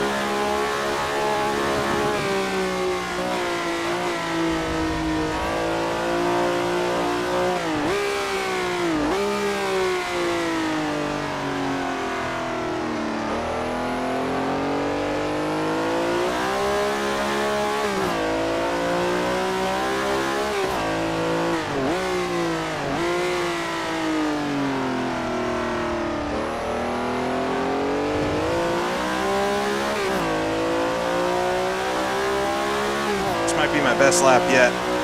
Only 4/10 off my qualifying lap through the infield. We'll lose quite a bit on the oval just because of the extra fuel, but we're getting down on the tank too.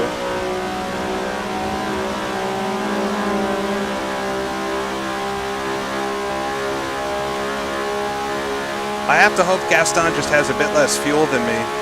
I definitely could have started with less fuel, but you're going to have to spend that time in the pits then taking it later, so if you can get through the heavy car at the start, then it kind of makes sense, in my opinion, to take the extra fuel at the start so that there's less time stationary. Tough to calculate whether it's worth it though, so maybe we'll have to see whose strategy works out better. He could have also started with a full tank and he's just really good, so you never know. Yeah, 157.5. Nice.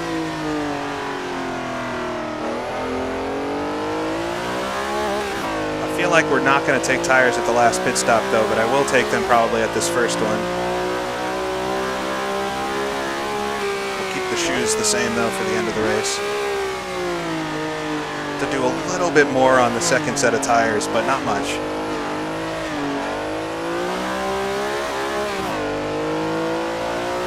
Yeah, the oval really beats up the right rear. You might notice if you were looking at my setup before the race, I'm actually asynchronous, or asymmetrical, that's the word I'm looking for. Asymmetrical with the tire pressures. I set it up a bit like an oval car because the right sides just get hot compared to the lefts. So put a little extra, or a little less tire pressure in that right rear, just so that it evens out under load. I think Gaston got held up a little bit here. But not much different. I think the right rear's got like 27 pounds hold, where the left rear is like 30, something like that. But helps keep them from overheating.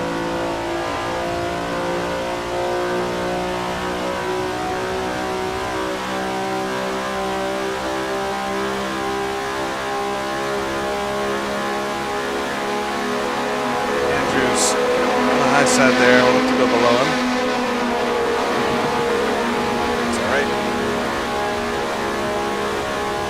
I do not think Gaston got held up at all. He's way up there. Yeah, a little bit of the oval racing tire pressure strategy. I didn't set up the suspension asymmetrically because the right-handers in the infield would be really tricky then. But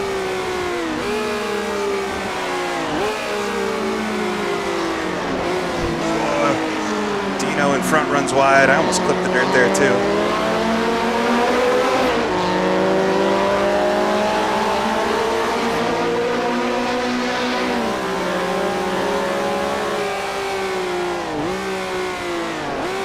Yeah, the fronts, they're still 100% grip, so it's not wear, it's grip.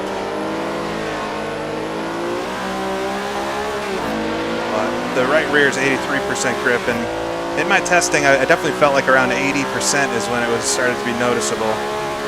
So we're just about to hit that. Just gets harder and harder to not really slide all the time. 904 in front, just a little lock up there. A lot of lockups today. A lot of heavy braking around Daytona. Ooh, a lot of smoke from Gaston there. I don't know if that's just the normal amount.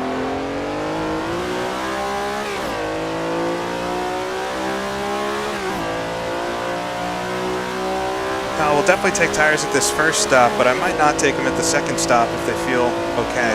The second and third stints are going to be a bit shorter. I'm doing almost the first half of the race on this first stint.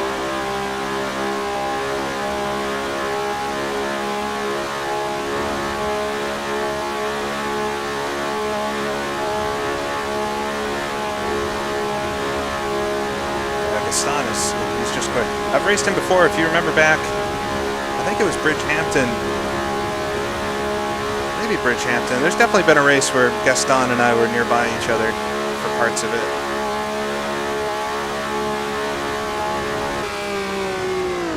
It's nice seeing a lot of the same folks each time.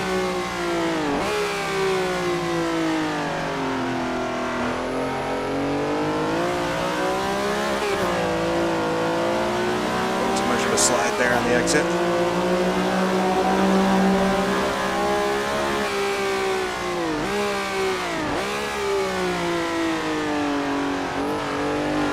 Not running it as hard into this horseshoe as I need to, but it's a bit risky.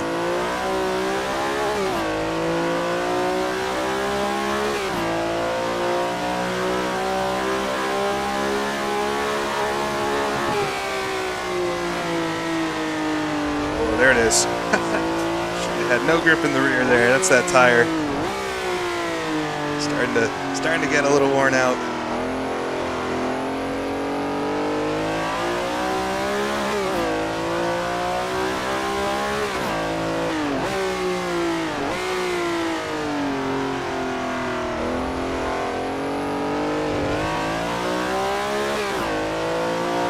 All right, sun's starting to get a little low in the sky.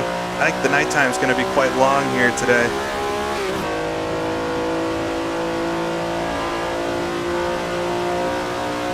Bridgehampton, I drove the GT40 for that, and it was just a test in patience.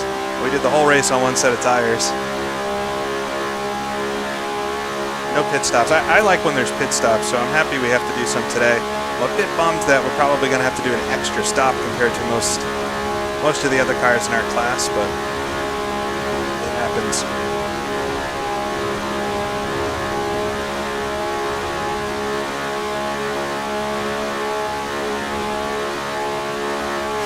Liters of fuel to go.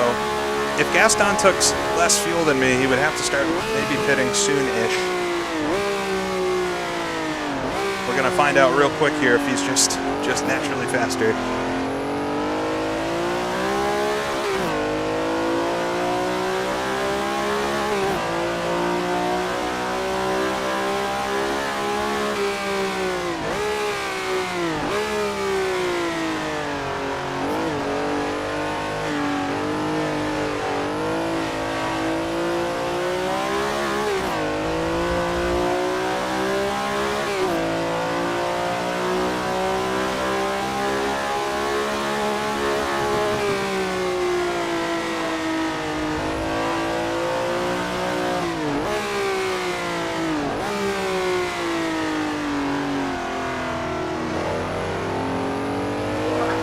Messy entry there, and exit. Come on.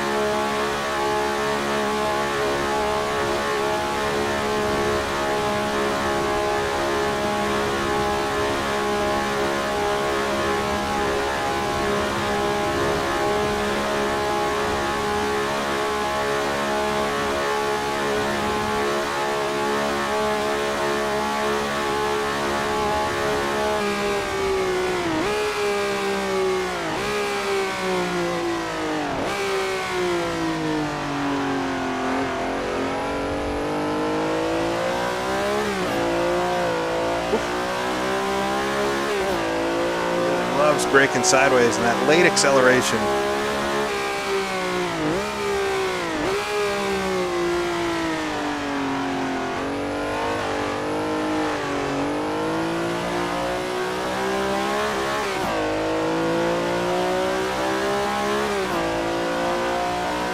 Decent through the first couple horseshoes there. Whoa. Really broke loose. That tire is saying goodbye to me right now.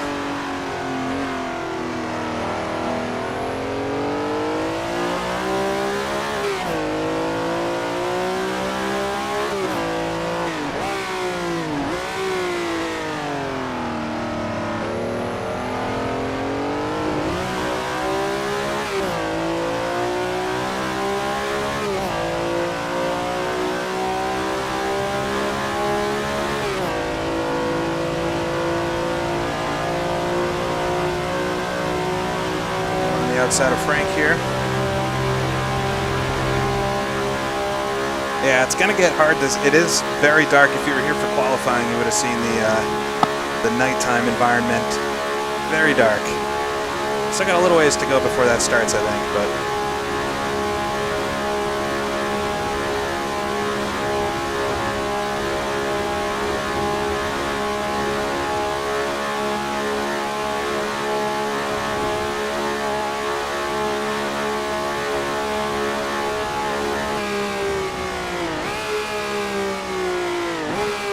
the sun in turn one definitely does not make it easier.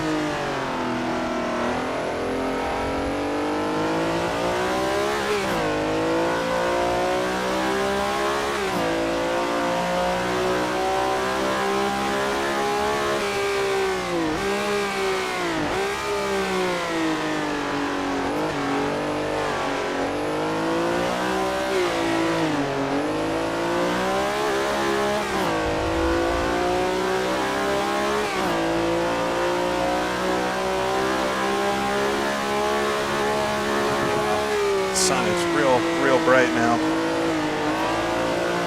It's at the perfect place just to blind you. Whoa, a bit deep there. Just gonna get away with it. Come on.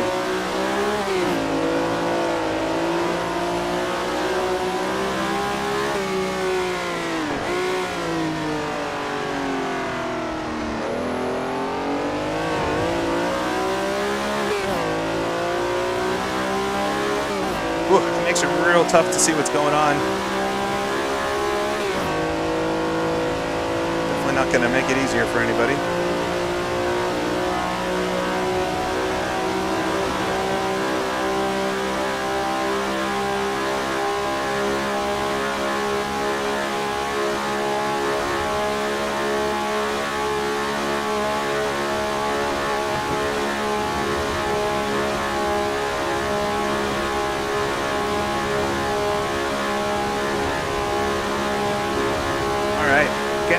Getting into the end of this stand. We got 40 liters of fuel left. I've done 100 so far.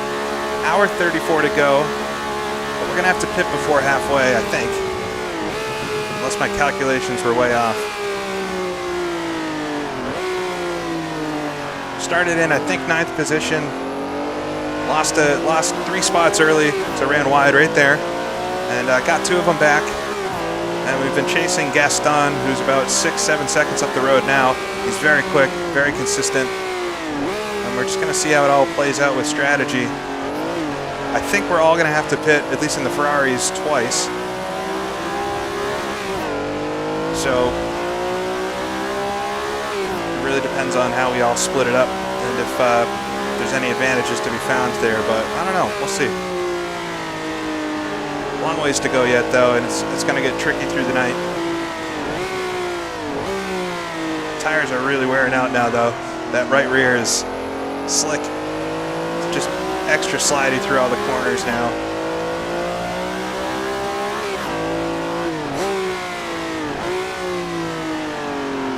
Hopefully the battle up front's good. I don't know anything about what's going on up there.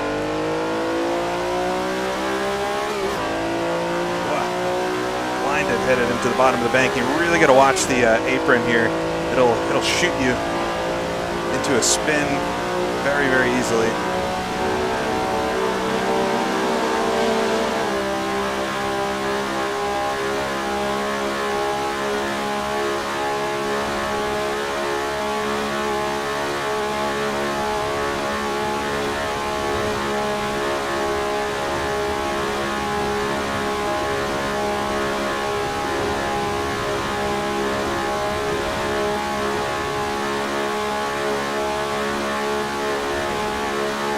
Late afternoon, though. Just really watching my braking markers and making sure I'm being consistent with that, especially with all this traffic and stuff up front. It would be so easy to make a mistake. Big gaggle of cars here. Gaston got through all of it. Wow, look at this.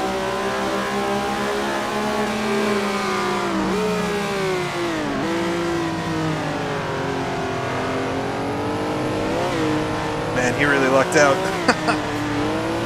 Had bad luck for me. He got through all of this before the infield. Ooh.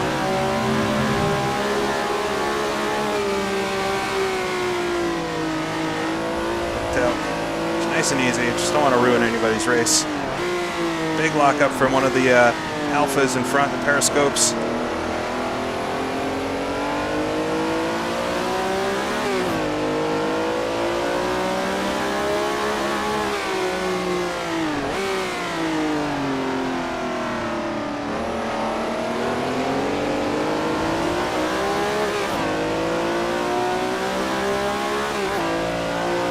Our high beams on. Alessandro, I think, left his blinker on.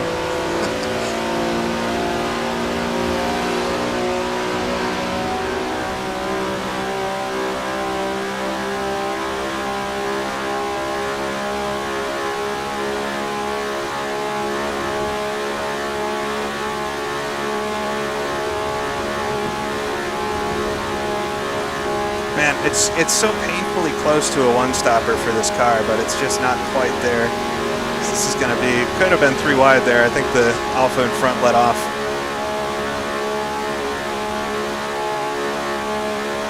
Look at that sunset. Man, this is a fun hobby. It's very cool. Getting 50 different people out here racing all different types of classic cars, simulating one of the great historic endurance races. Doesn't get much better than this. All right, Gaston, still 6.4. It hasn't changed quite as much recently, despite all that traffic as well.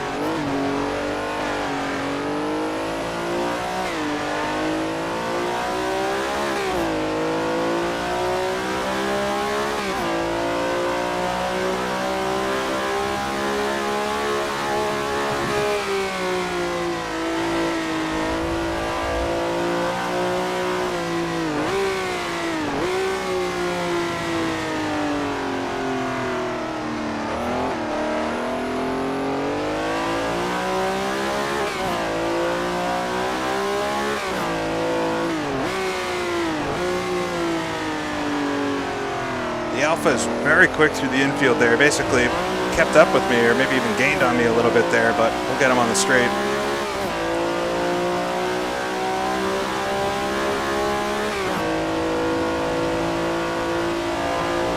Right, down to 30 liters. This is my qualifying fuel level, but the tires are nowhere near as good as they were for qualifying. That right rear is in a lot of pain now. Left rear is also wearing out. Right front's finally starting to wear out a little bit. We probably could keep the same left front on the entire race.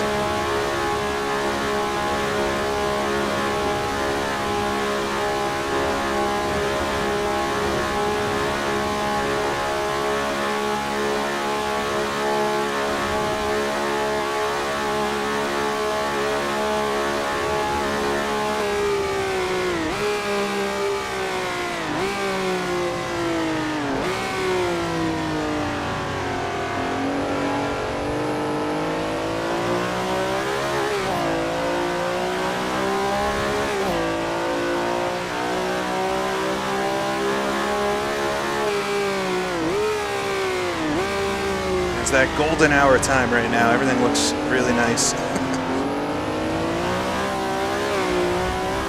at that. Dang.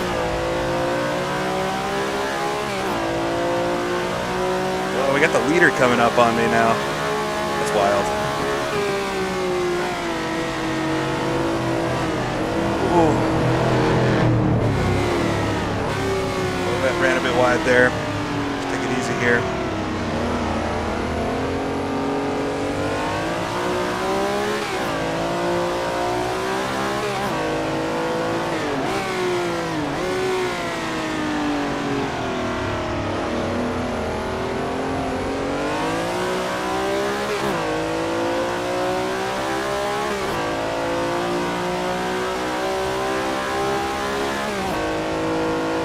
We're only going to be like 5 minutes short of making it to halfway, but it's just not.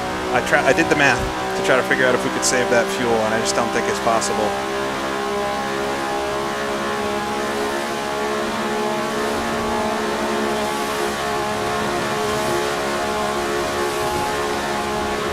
Boy. Side by side around the bank, and we've got this Maserati behind too.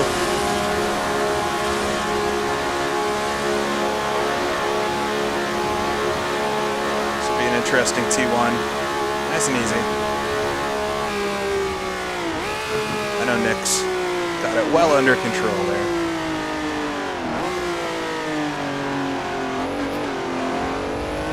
Nick has probably done more laps around the Targa Florio than anybody in sim racing history. Knows that place like the back of his hand.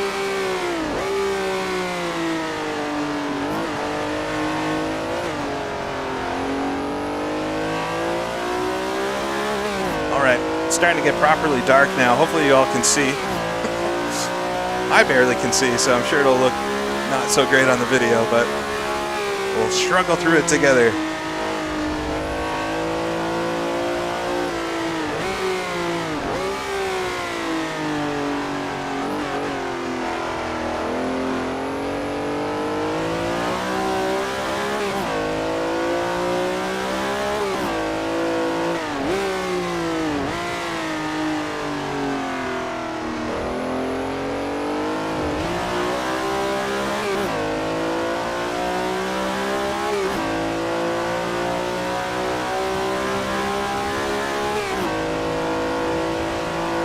getting down to the end of the fuel tank here. Can start thinking about pitting. I'm well within the window for myself, but I'll be pretty heavy if I pit now, so go another couple laps.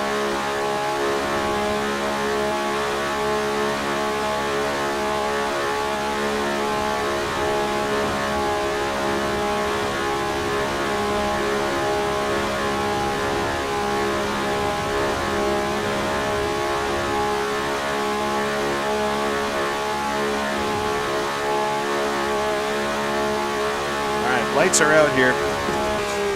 We're in the nighttime now. It happens very fast on 10 times acceleration.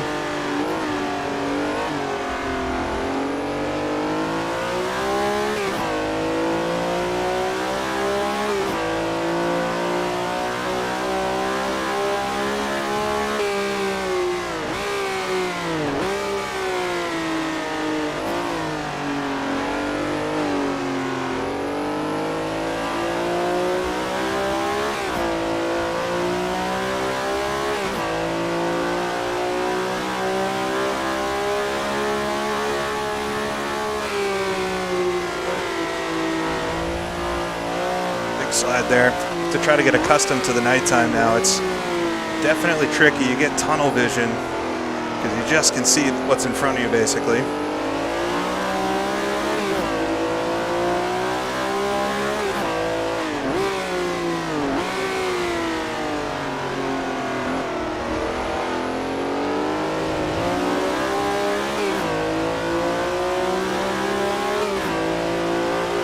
right, here comes the leader.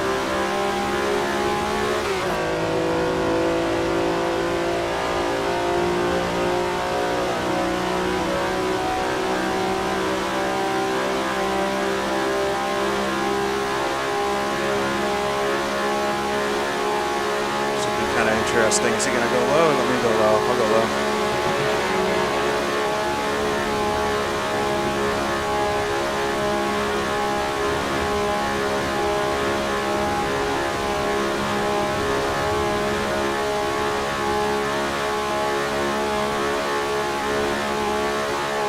It's going to be so close to halfway. I'm tempted to try to stay out a little bit. I make the corner here. I'm gonna stay out as long as I can. You never, if I make it to halfway, we're gonna fill her up, and then I don't know. That would have been kind of wild that I messed it up that much. I'll try to let Sean go to the inside here.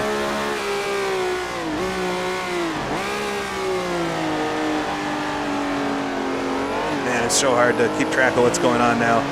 It's all just lights. It is so dark now.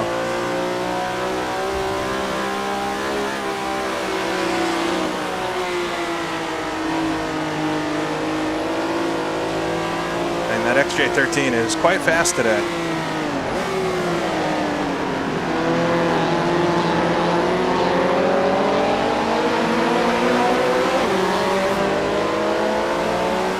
It is quite a powerful machine to be racing against 1965 cars, that's for sure.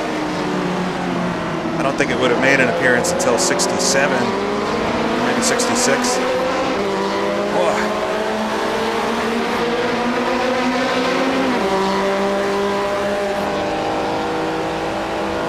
One car there.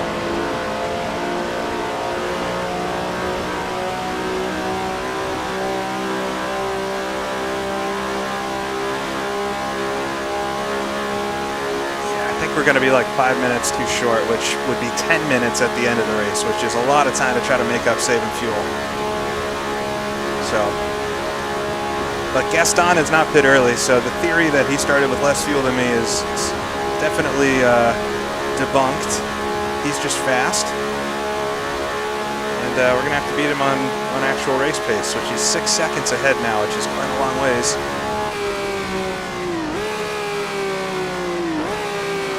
Always hope that somebody's faster because of something out of your control, but sometimes they really just are faster.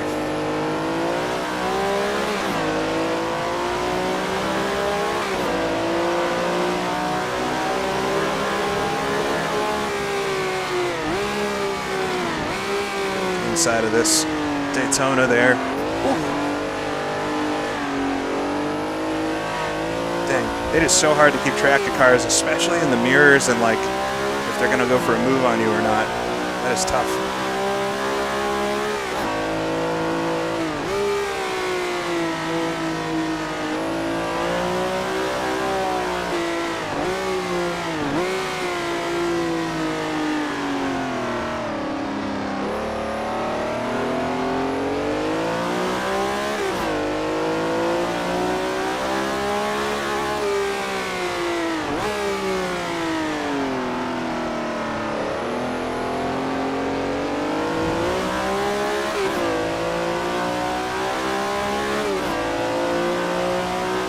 We only have a couple more laps in it before I have to pit, so probably just run this to the end.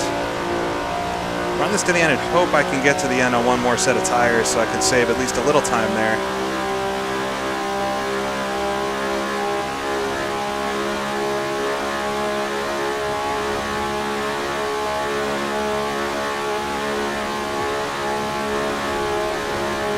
So dark.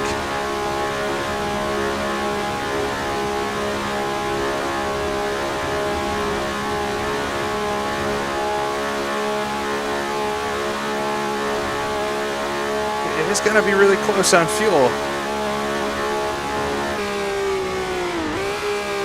Maybe I can do this on one stop. I don't know. I really thought I couldn't. I'm going to look like a dummy, but we'll stay out here. I can do one more lap after this. We're at a minute, 1 hour, 18 to go, plus the pit stop time. It's going to be right on the wire. But I think we will have to fill it up all the way and just do this again, because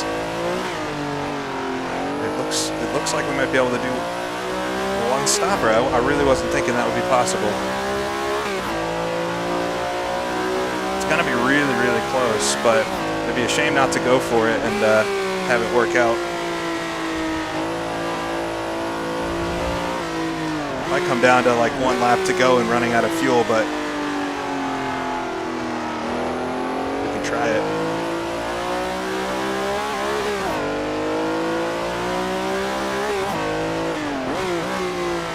I think I'm going to go for a full tank here. The tires are so bad. I think it would be silly not to at this point. So we're going to do one more lap than this. We're also going to be stationary for a while.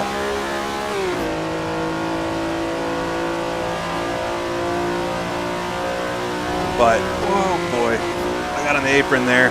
Whew. That was a close call. Yeah, we're going to be stationary for quite a while, so that's the other thing to consider. It might come down to how many extra laps we have to do at the very end with the time running out, but we definitely can do one more here. We'll have to pit next time around, though. It's going to be very close. Dang. All right. I probably could have saved more fuel than I have been. I must be burning a lot less a lap than I thought I was going to do.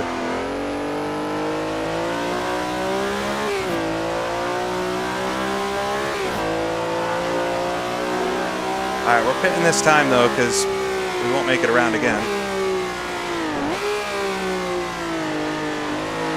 Imagine Gaston's going to pit too. If he goes an extra lap, then he's actually saving fuel and being faster than me. Oh, he pits. Okay.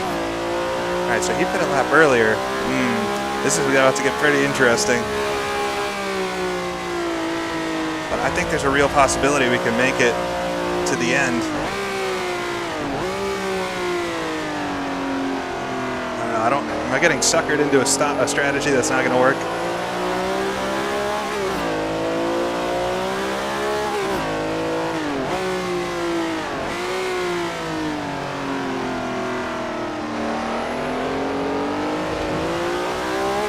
Did have the half a lap at the start too.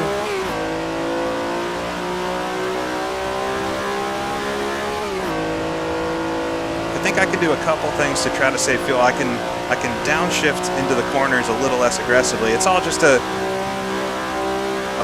positive and negative though on lap time and stuff. But yeah, I'm gonna whack it full of fuel. I really hope I'm not making a mistake doing this. I thought I calculated it at the start and that it was really not going to be possible, but it feels very close to possible. We're at 1:14 to go, which is 2 minutes away from halfway, and we're definitely going to be in the pits longer than 2 minutes, but we'll look at brake markers there. No pit speed limit, we'll just get it in. Full fuel, 4 tires, it's going to be quite a long pit stop, but honestly, I could use a break for a second. First stint complete. Yeah, very long pit stop, whacking it full of fuel. Hope it's been fun to watch so far. It's definitely a competitive race, man.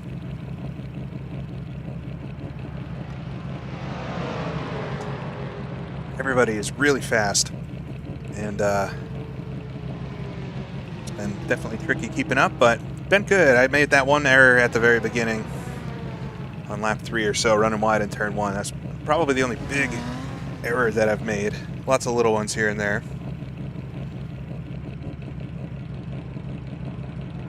All right. Wow, a lot of good folks in here today. Hope Jimmy's race is going well as well.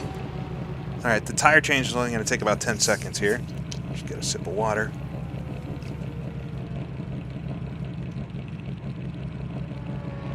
Going to be right at about halfway, but I will need to save a little bit of fuel. It's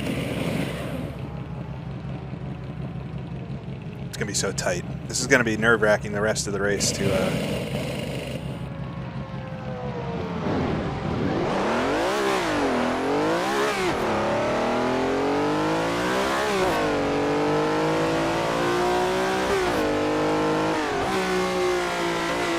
let's get back. I got full fuel, cold tires again, so let's just take it easy for a corner or something. There went Gaston. He's still about 6 seconds up the road, so we basically end up exactly where I was. We're right at halfway now.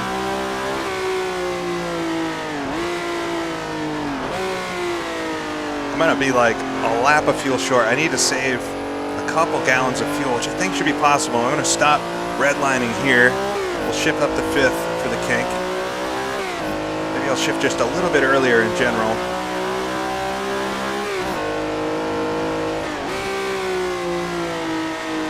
Whoa, she's heavy. I got so much more grip now, though. That's nice. We'll see. I mean, worst case scenario, we're doing a splash and dash with 5 minutes to go.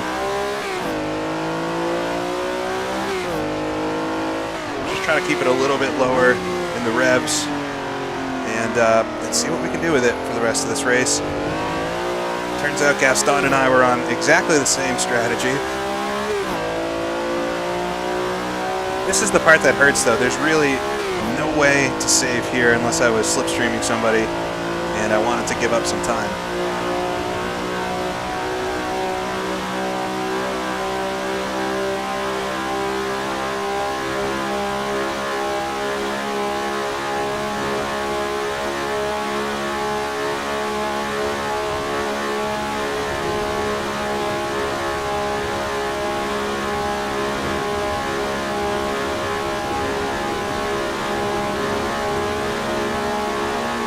To the night now, though. The nighttime always feels like it lasts a very long time around Daytona, I find.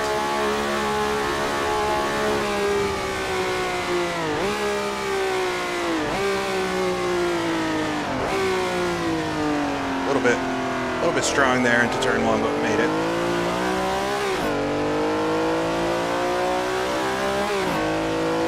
All right, so we're still in 10th after all that, and seems like the race here is just whether or not I can somehow catch Gaston, but on pace he seems to be quite quick.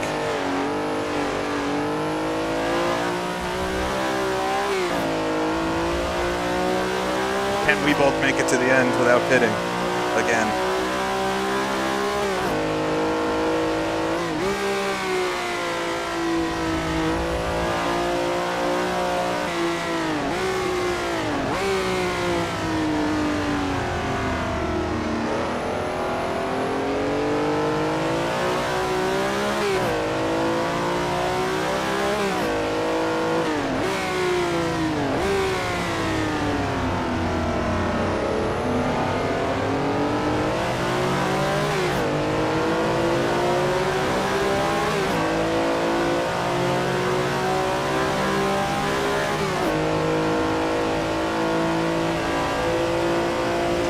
much more grip I have, though, on these tires. They're going to be, they should be about the same at the end. They were just real rough.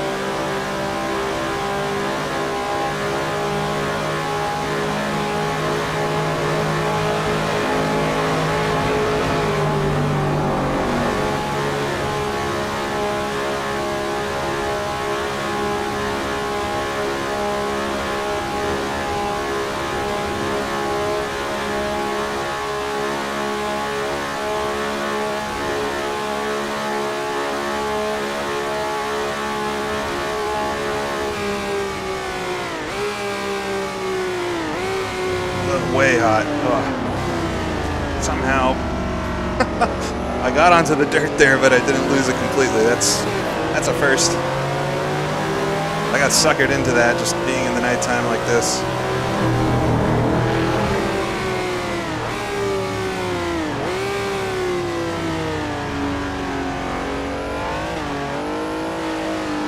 Really disorienting passing cars at night.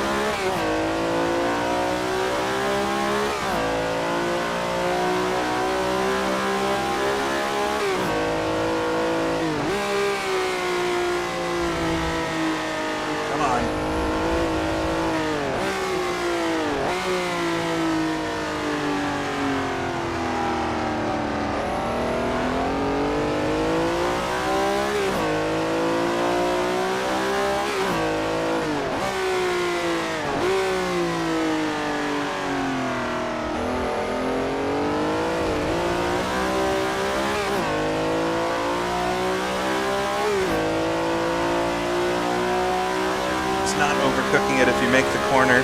I could see that argument. It's a little bit faster than I wanted it to be, though.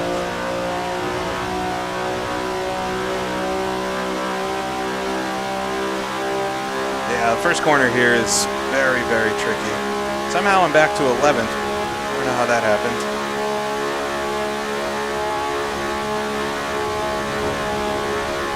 We'll figure that out in the pits. Or past the pits here.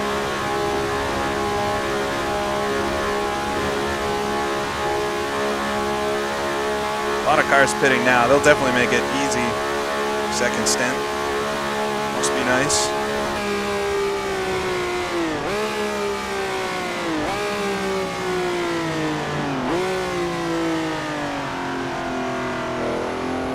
Back to 10th. There's the moon, I think. Looks a bit like an egg in the color of it.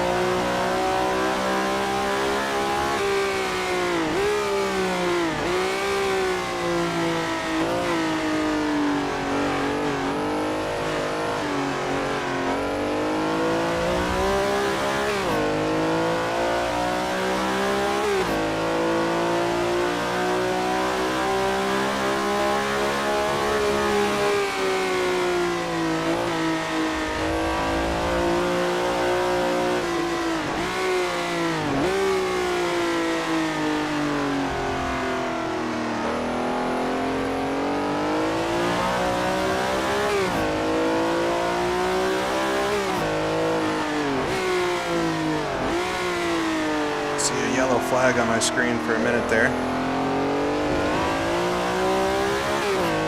Doesn't seem to be any issues though.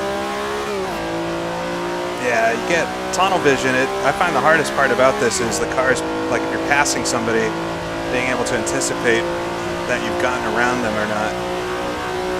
Really disorienting.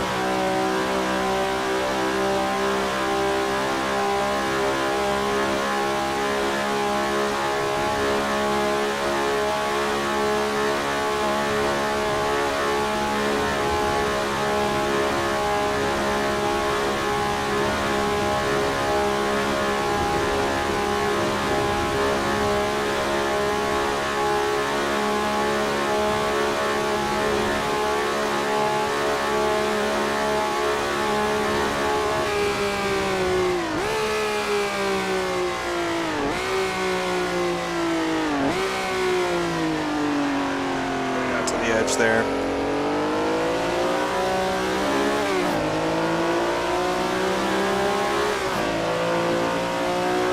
I just don't know if I've got anything for Gaston. He's so far ahead, it's going to have to take some sort of traffic issue or something to actually catch him, and then Will I have the pace to get around him? I don't think so. He's very quick. But there's a long ways to go. So much can happen. There's still over an hour. We're really just past halfway at this point. You know, I probably should use a radar. They didn't exist when I started sim racing, and so I don't know, they kind of distract me a little bit. But I think they are pretty helpful. I just don't usually have it on.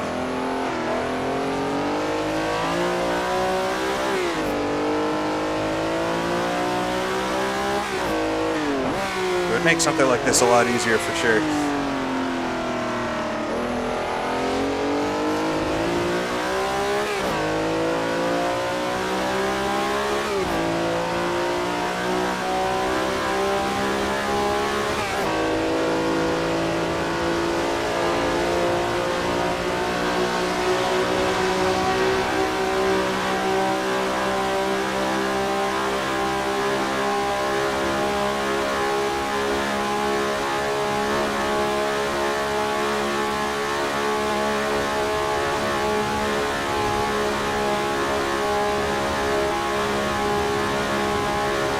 I mean, I think the radar is making up for the fact that I'm not in a 3D world. In this kind of car in real life, you have a pretty great sense of cars around you. I know the mirror is small, but the peripheral vision and stuff would be so good. Oh, this is a bit awkward.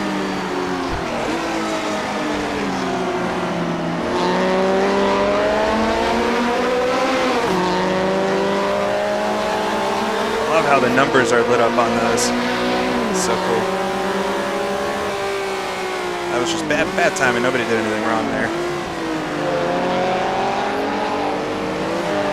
I probably should have just rode in behind him.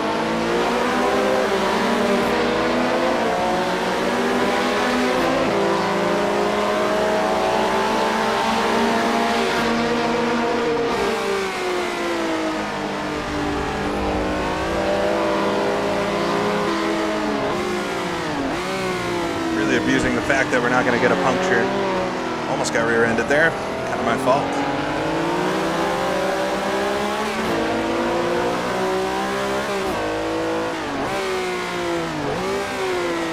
Alright, it would be nice if the daytime was coming back soon. I have a feeling it's going to be quite a while till the daytime comes back. We still got an hour to go.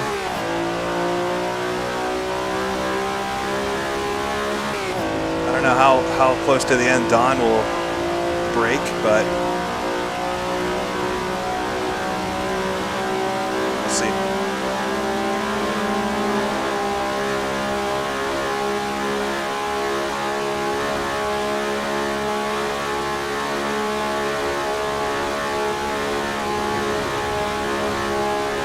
Yeah, I think it's wise to consider safety when racing online. You don't want to ruin other people's race for the sake of your own realism. Like if I'm racing offline, I wouldn't run the virtual mirror. I wouldn't run any of this stuff, but especially with the virtual mirror, like it's just hazardous if I'm not running that online. So you got to make some concessions to make sure that you aren't a hazard out there. But yeah, the radar is probably a good idea. I should consider that for something like this in the future. But so far I haven't hit anybody, I don't think, so knock on wood, we'll keep it that way.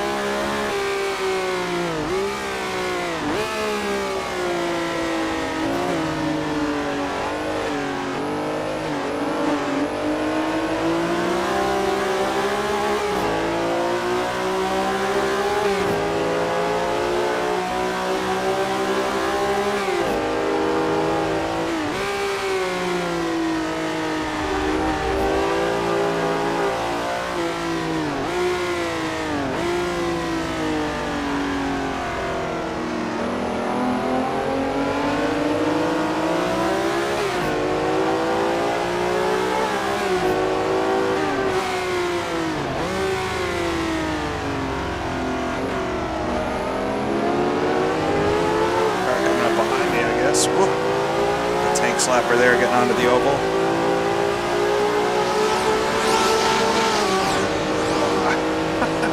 There's that Nissan.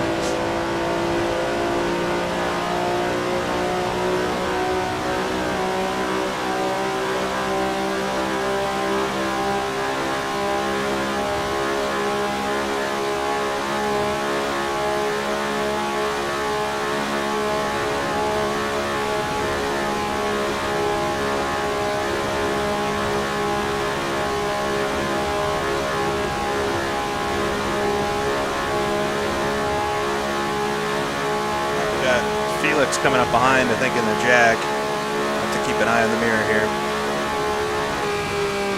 Trying to lift just like a little bit early for the first corner. I'm not great at fuel saving, so we're gonna find out real soon in the next 59 minutes if I'm doing a good enough job to make it to the end.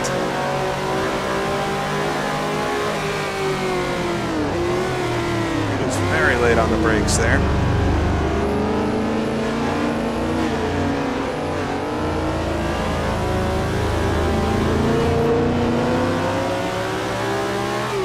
Oh, Steve again.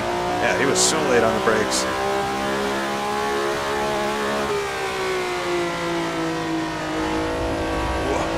A lot of the track there.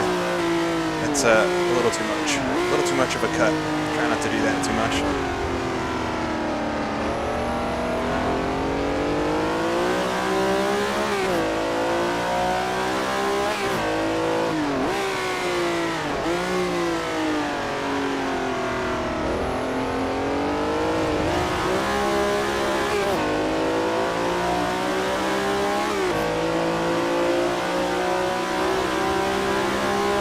Is I can also go into like super fuel save mode because I don't have anybody directly behind me. So 2-3 laps from the end, if it looks real bad, I could go into extra fuel save.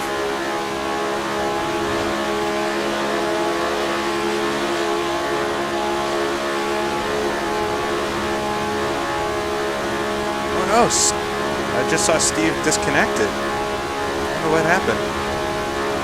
Just saw him.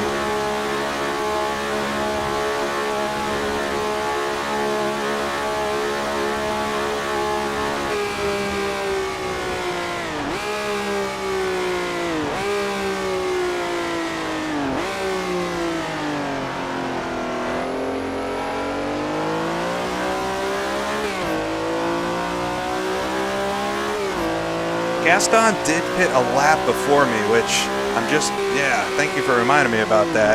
That's going to be extra hard to make it to the end. I don't know. There might be something in this yet. He's 11 seconds ahead. He's pulled out a few. Maybe because of my fuel saving. I don't know. But we don't want to let him get too far away because if he does pit, even though there's no speed limit though, I mean, even to take a splash, it's going to take, I would have to think it takes more than 10 seconds. So, yeah, interesting. Interesting to think about.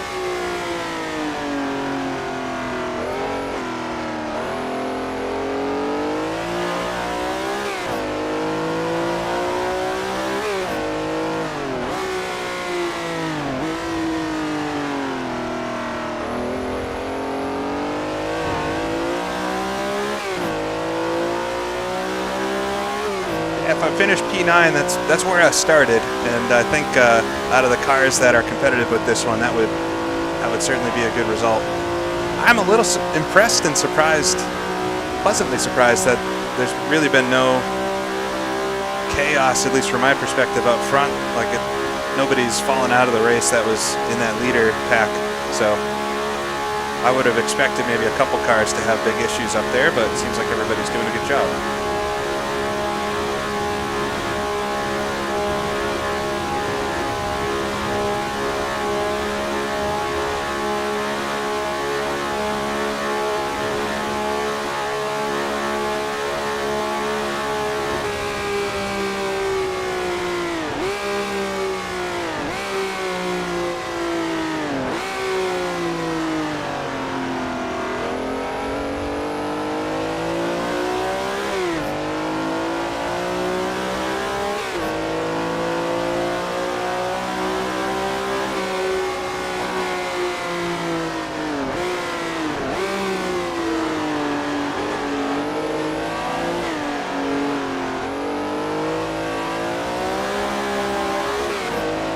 It's a very tight apex there.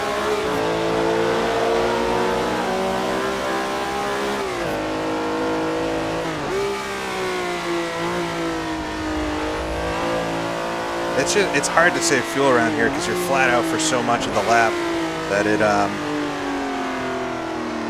don't know.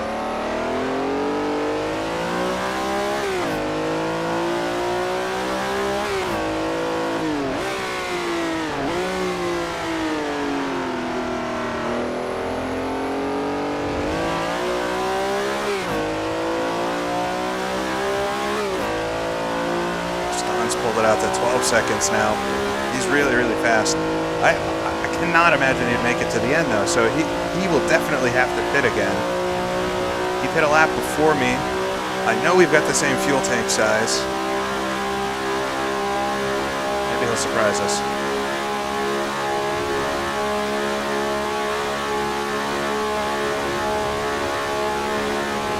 I think it's going to be really, really touch and go if I'm going to make it, though. It's, I don't know what I'm doing for fuel right now, but I think I need to do like 3.7 a lap to be okay. Let's see what it is. So I'm at 1.4 as I cross the line.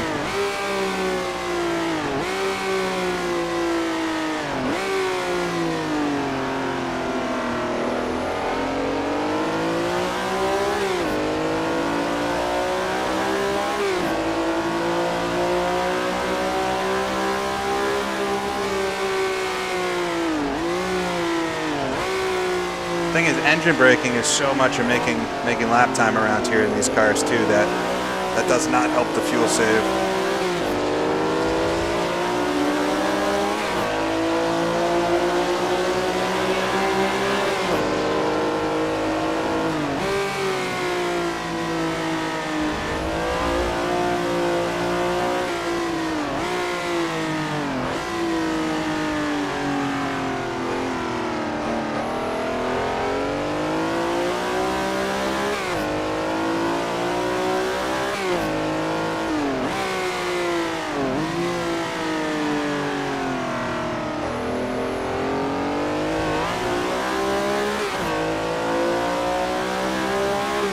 Use 1.4 liters through the infield.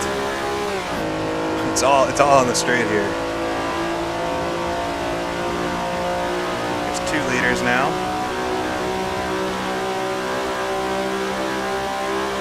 Just watch the fuel disappear.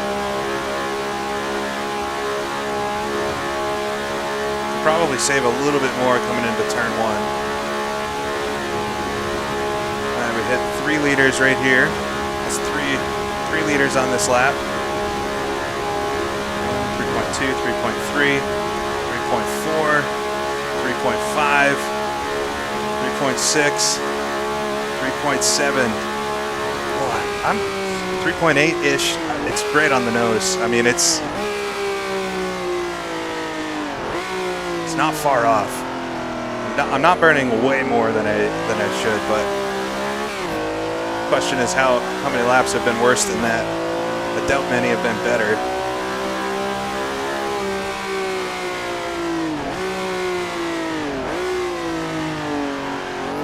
And then, like, when the time runs out, how quickly will the race finish? That's always the kicker with these.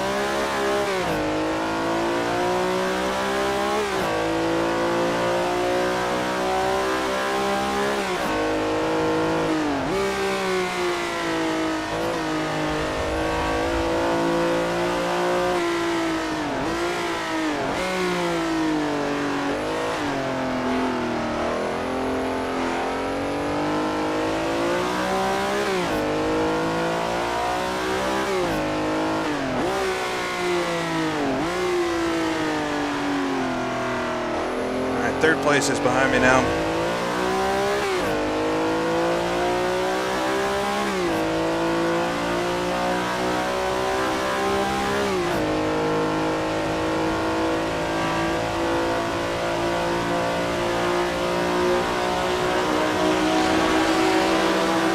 Ooh.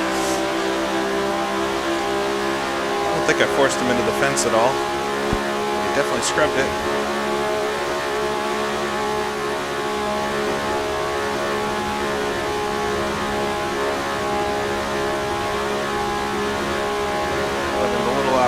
There, get by him.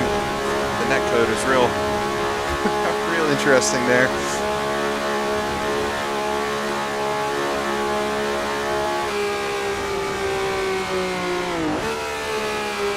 I don't want to do that second shift so aggressively.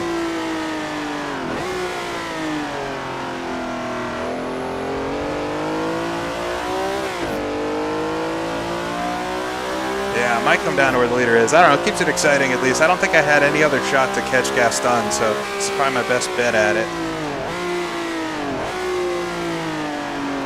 Trying my best here to save fuel without losing that much time, but it is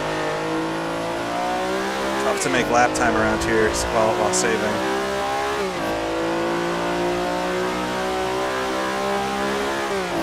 Yeah, we could do a splash and dash at the end. I mean, I'm not gonna just let it run out of fuel. I've done that before. If any of you were here for, I did a race at Montchelin Park. Ooh, a little bit of a squabble here in front. That didn't help me. Just kept it on the road though.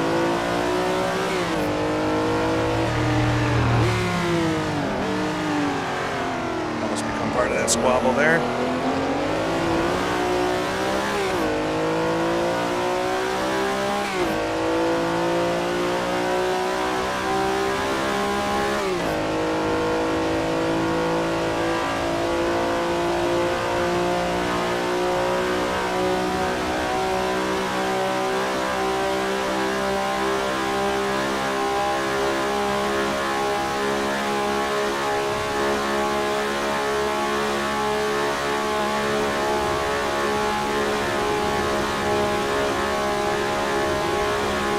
I do not know how far ahead Gaston is now. Look, he's pulling away from me quite a bit. I don't know how long a stop and go would take, but I feel like the 20-second mark would start to get pretty sketchy for actually getting in front of somebody.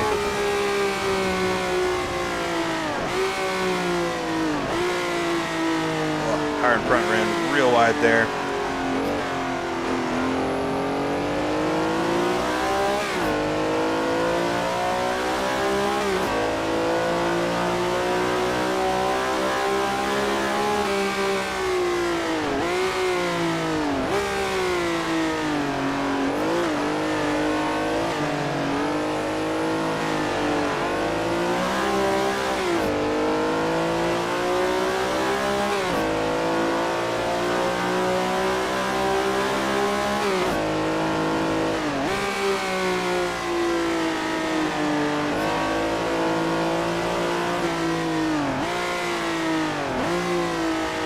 Fast car behind me here, 4th position. Wow, I did not anticipate getting lapped quite as easily as this, but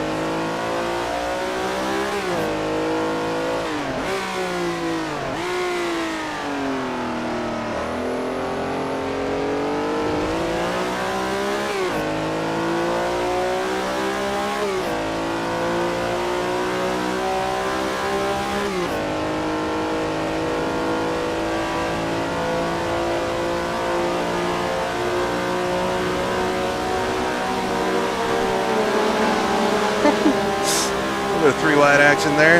Never hurt anybody. Wow, Maserati. What is that? The 131, 151? Cool car to see being driven like that. Whoa, that Dino slid up a bit. Get around him on the high side. That was fun.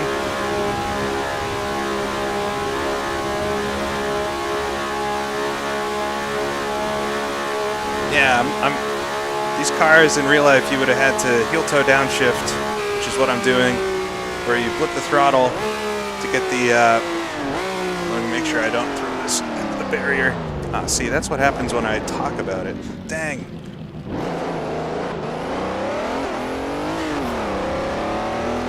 Ah, that's a lot of time, 5 seconds. Ah. I just broke way too late for that.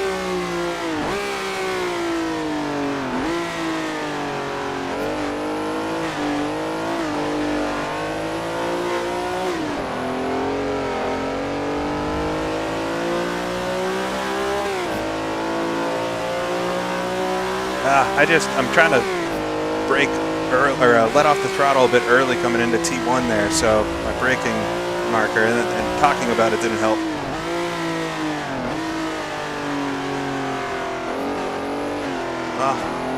Stick on it, there's still a long ways to go, but that's going to hurt my shot at leaping Gaston in the pits if he pits and I don't have to.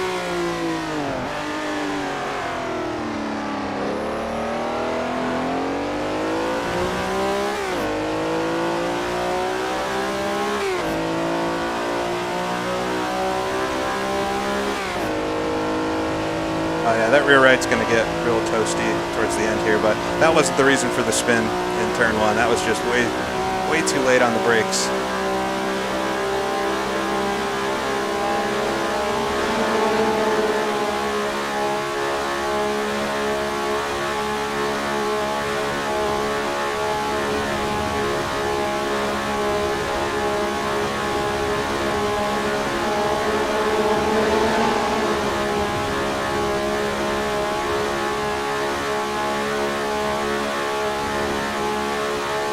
Try to do this a lot better this time. Off the throttle, let it coast, on the brakes.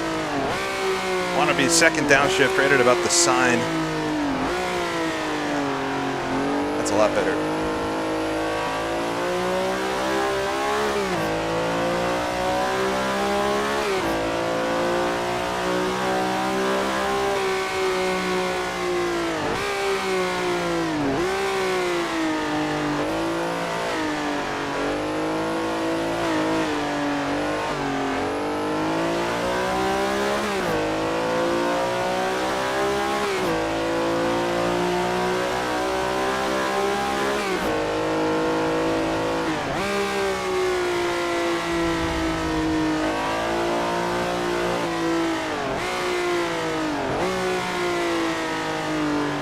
Yeah, it's going to get more and more oversteery just because of the tires wearing out.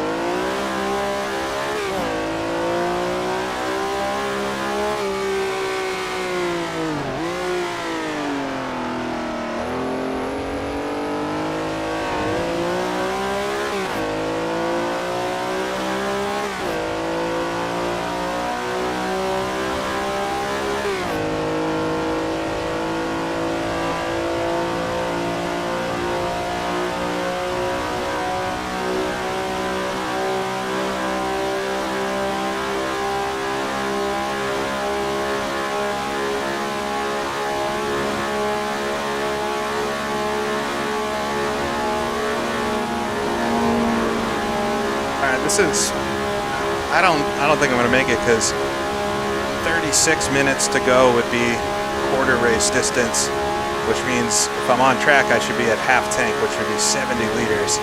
So I got to somehow make it,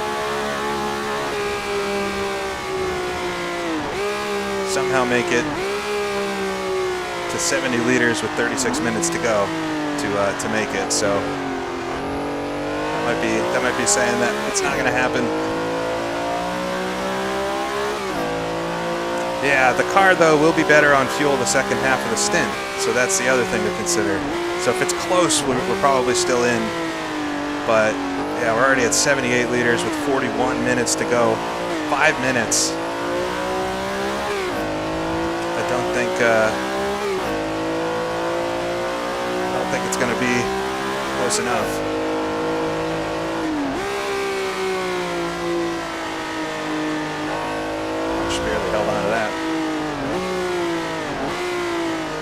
I mean, we're going to be definitely past half tank when we get to 36 minutes to go, but how far past half tank? If you want to track it the old-fashioned way, there's that little Benzina gauge all the way on the right of the gauge cluster. Oh, it's actually behind my feet. Sorry about that.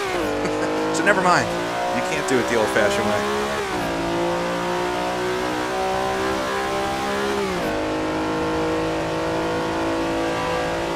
It's real close though, but it's, oh jeez, did that again. It's really easy to get sucked down onto the flat. Whew. Come on, I'm making silly mistakes now. That spin really made me mad.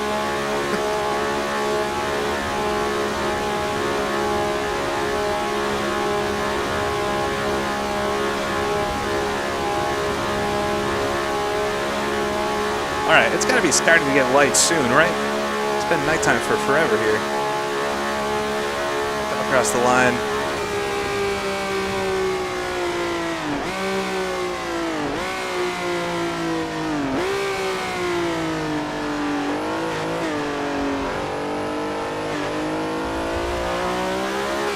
It was just kind of a mess at T1.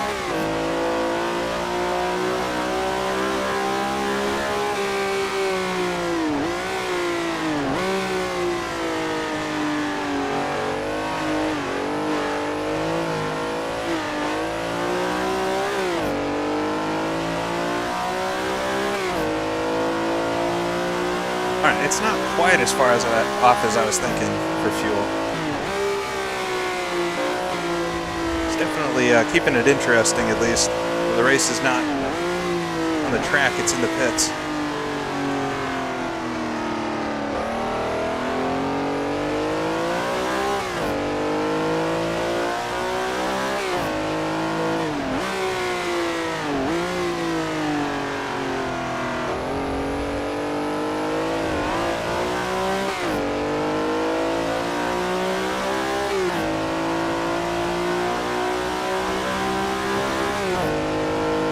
I think I'm going to be about a minute off of fuel, but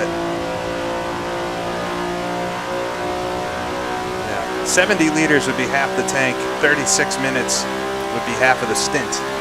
So we got 2 more minutes to go. We're going to be probably hitting under 70 liters very soon.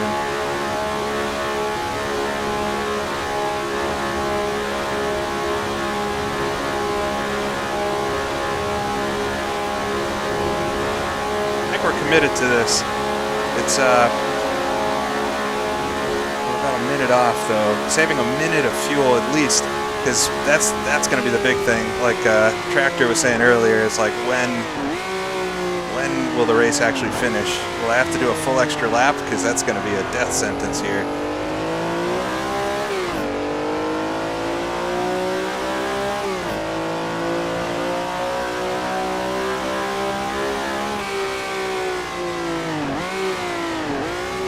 No way I'm saving a lap's worth of fuel.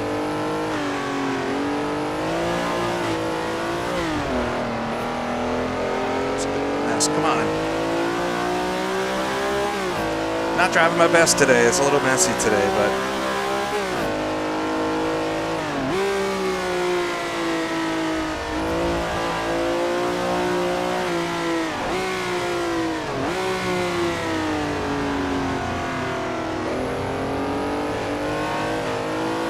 it would be kind of more fun to do this with the gauge rather than the numbers, because I don't know, there's no mystery to the numbers. With the gauge, you can kind of look at it a few different ways. And all right, we're right at half tank though. 22 seconds. I mean, that will get me to 0 time. I think we can be better on fuel the second half of the stint because the car is just lighter in general. But it's really going to depend on when the race ends.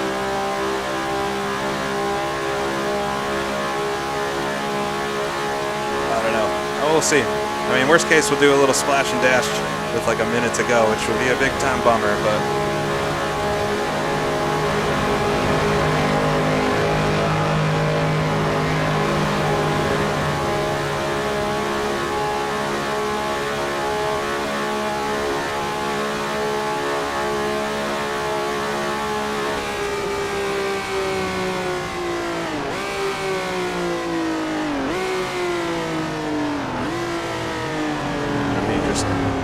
gentle on it into T1.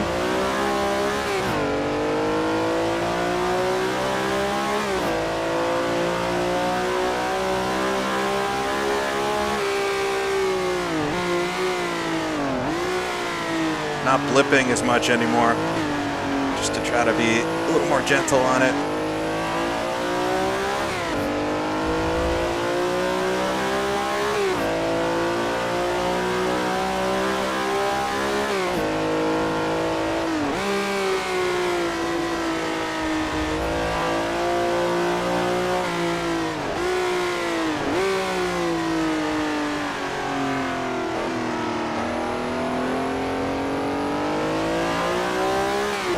It doesn't really matter how many laps down I go. It's just all going to be like where I am in relation to the leader finishing the race, and it better be it better be on the same lap that I run at. You know, the clock hits 0, because I don't think we're going to be making it much past that. We might be jumping into the pits when the clock runs out and hoping that we actually finish the race there. I wonder if can you finish the race from the pit lane in Assetto Corsa? That might be the strategy. At this point, I feel like Gaston's probably far enough ahead that he'll be able to make his splash and go, because my spin especially, that did not help things.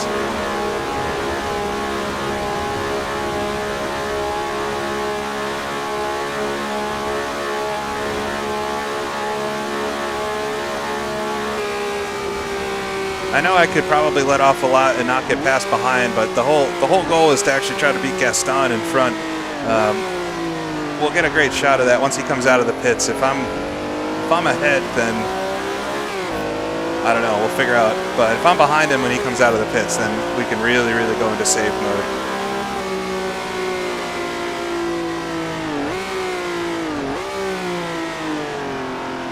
Really going to depend on how much fuel he took and how much he has to take at the end. If he'll take tires and stuff, I don't know.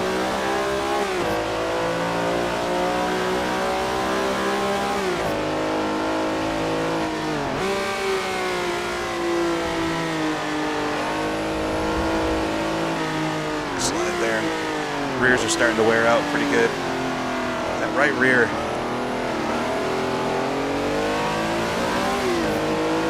Leading GT40 coming up behind.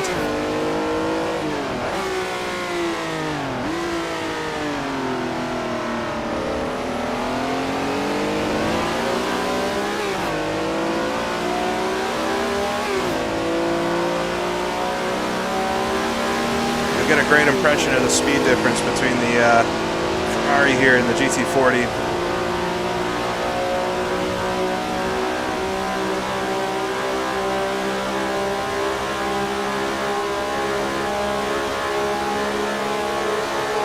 Stop and go for fuel's about as long as you need it to be. I can't imagine you could do it faster than like 10-15 seconds, but yeah, if he's 26 up the road, it's really going to matter how much fuel he has to take. And then, can I keep him behind me? It's going to be an uphill battle, but it's fun to see if it'll work out. We also don't know if I'll make it to the end, so.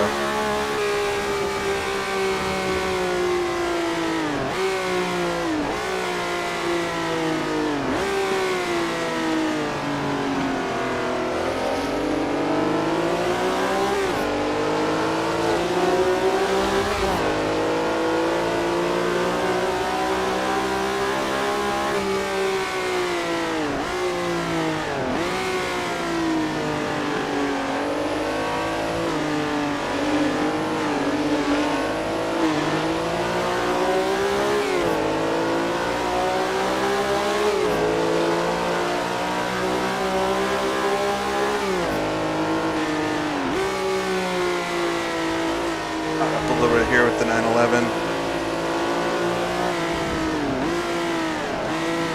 That was a bit awkward, but figured it out.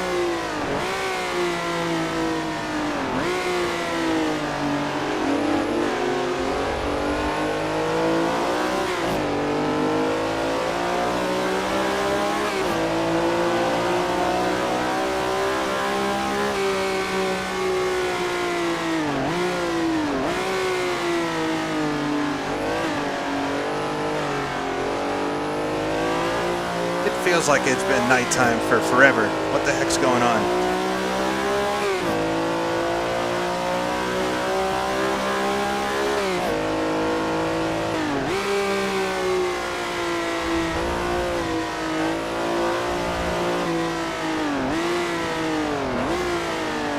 28 minutes to go.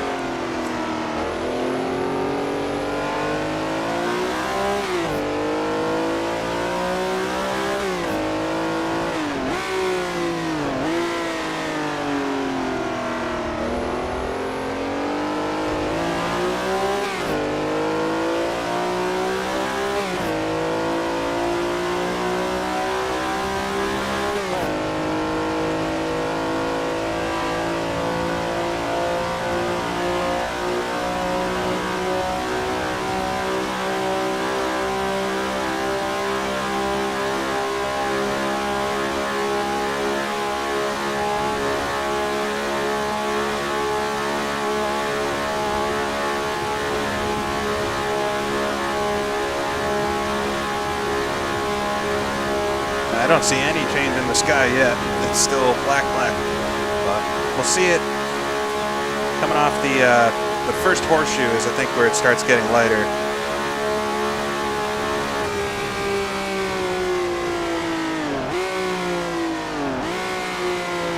Getting better at braking late, or lifting and then braking into turn one.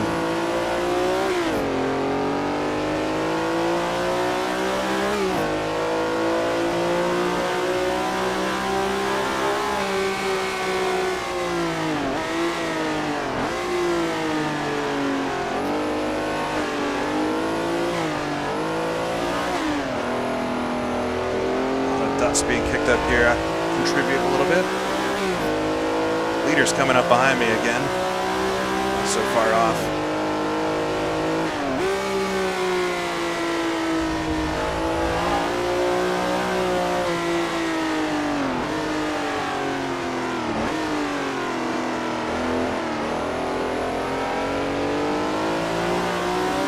Once we know where Gaston is, we'll I don't know, be able to.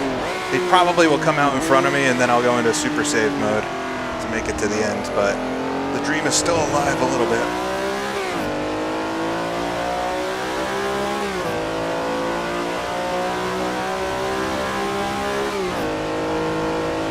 Yeah, P12 is a lap behind me, though, somehow, so I don't really have to worry about him.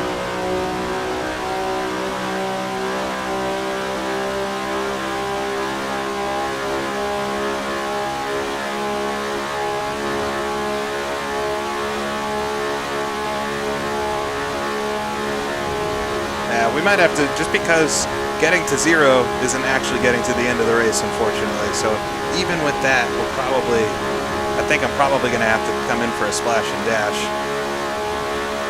We don't need much. Put in 10 liters or something, but I don't know. We'll have to see. It's all part of the journey.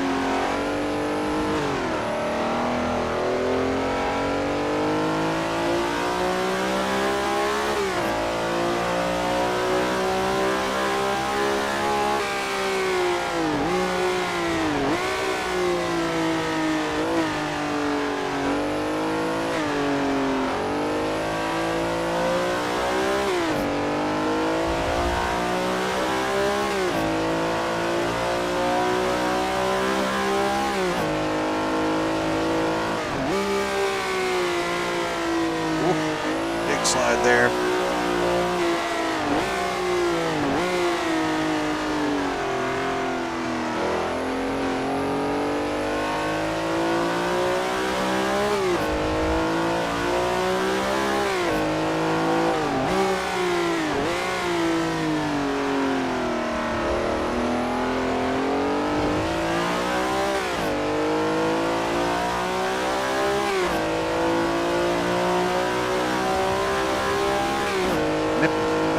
Apron again there. It really upsets the car.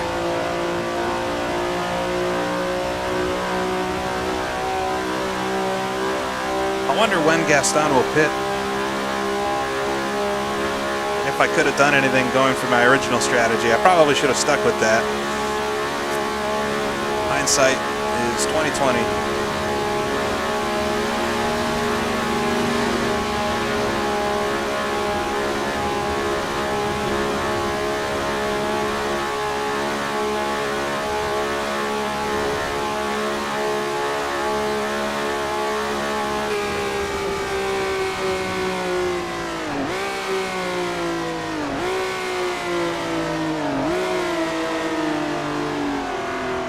the Nissan again up front.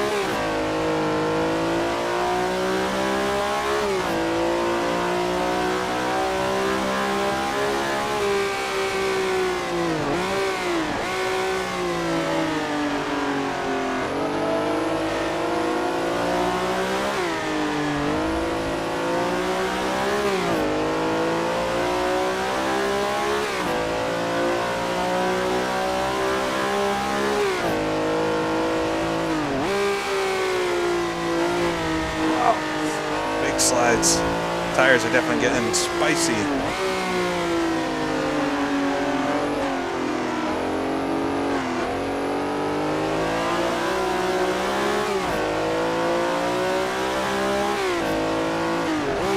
Oh, a bit wide there. Just gathered it up though.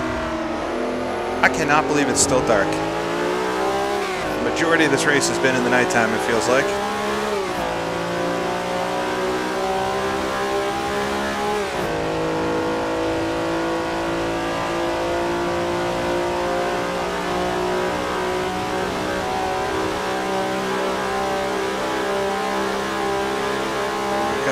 Slower cars up here will figure this out.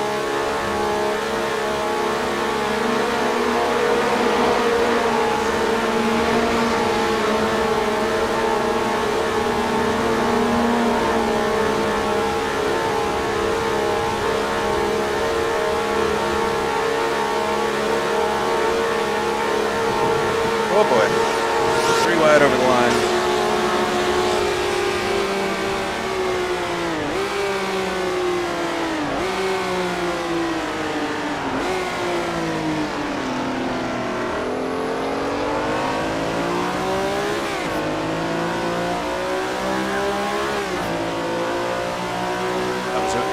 Interesting group of cars to get through.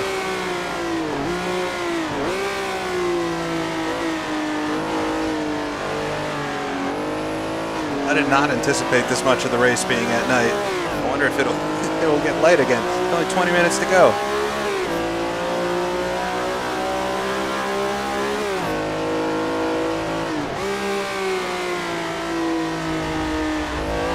Yeah, I think I'm gonna have to get fuel. Don't think there's a way for me to save enough to do potentially an extra lap as well. Do we abandon, take some fuel and some tires and have some fun the last group of laps? I don't know what the gap is behind me, but I feel like that's probably what I should do. I'm going to take a little extra fuel than I need. Tires is going to take 10 seconds, but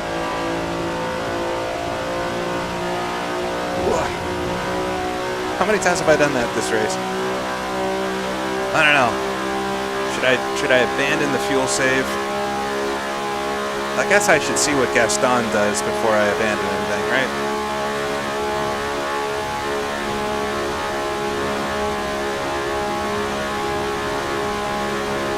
"29 seconds, that's not a lot of time behind me.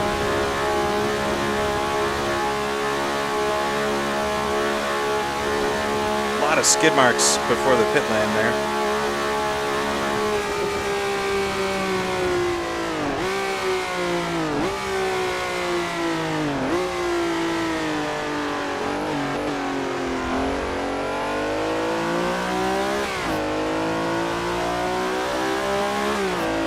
Interesting though, if Gaston was always going to be on a two-stop, that he would have taken this much fuel.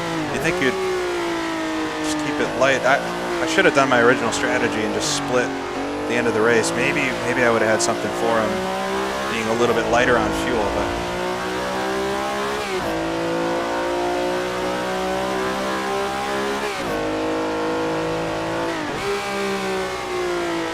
I think I'm just bleeding time to the car behind, saving so much fuel. And I'm not even saving enough to actually make it, so what's the point in that?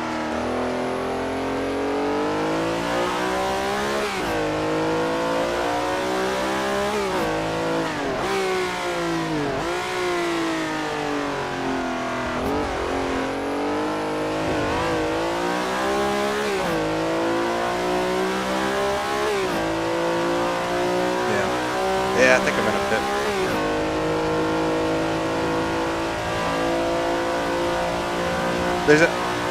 I mean, even if I, the third lap in a row I've done that. Oop, little bump. Even if I pass him under the pit stop, I mean, there's no way I'm keeping him behind me. So I'm gonna pit.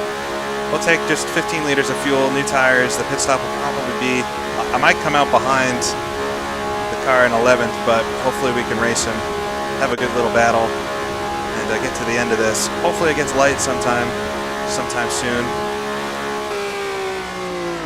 Abandoning the one stop. I should have never believed it because we were so close at halfway, but I calculated it a few times before the race, and I should have never gone with it. But we live and learn, right?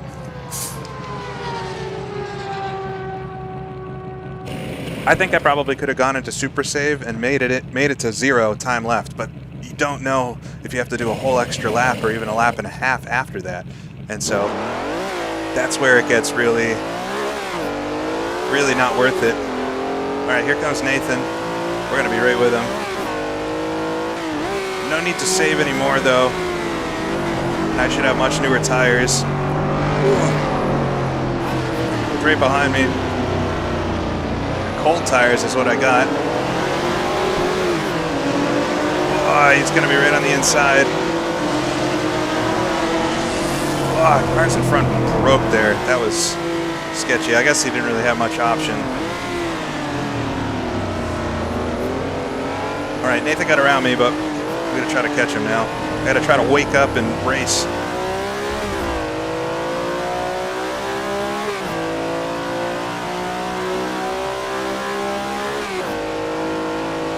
Oh wait, okay. I gotta remember how to drive the fast laps now. I've been doing fuel-saving laps for so many. Oh, Nathan's sliding quite a lot there.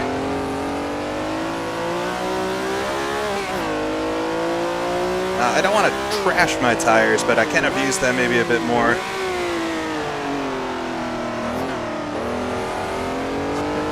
And really abusing them. All right, battle's on for top 10 at least. I should be able to do good laps now.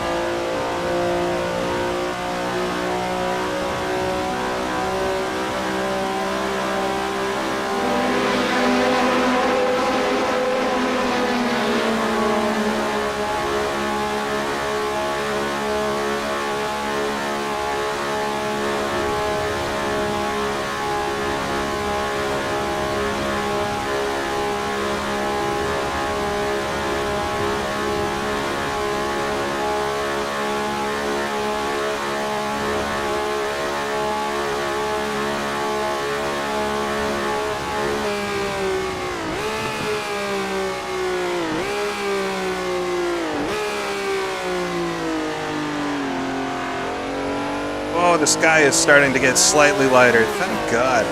What a long night that was. Really closed in on Nathan there.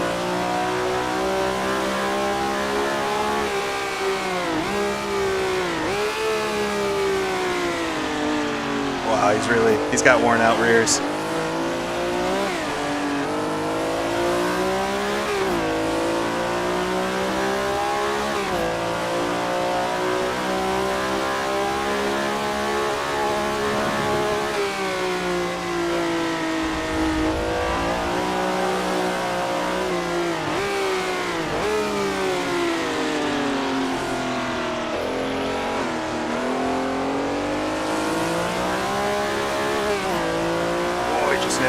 Nips the grass there on the exit. All right, we're gonna be right in the slipstream. He cooks it a little too hard into the exit onto the oval. Get side by side here.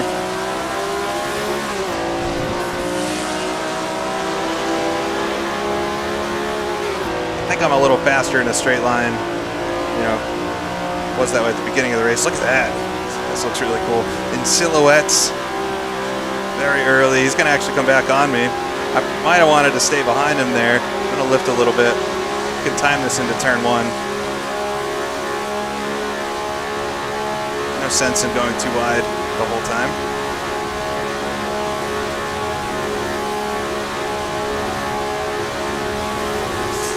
I'd like to be on the inside of them actually, because if anybody's going to have worn out tires and they'll break themselves a little bit, but try it here.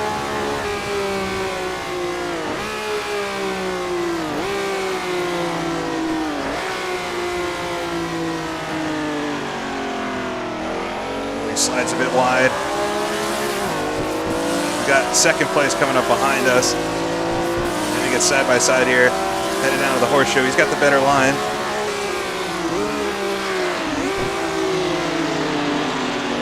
Fender to fender. Slide it a bit there. It's all right. I got a little more rubber than he does. There we go. Better exit. Get to the inside, coming up to the kink. It's not a great place to be side by side. Just gonna really get out of it and make the corner. There we go. I can finally see a bit more. We'll get the pass done. Try to run away through the second horseshoe and onto the oval so that he can't draft back. Good exit there. Oh, and Felix got in front of him too. That's going to help me out massively there.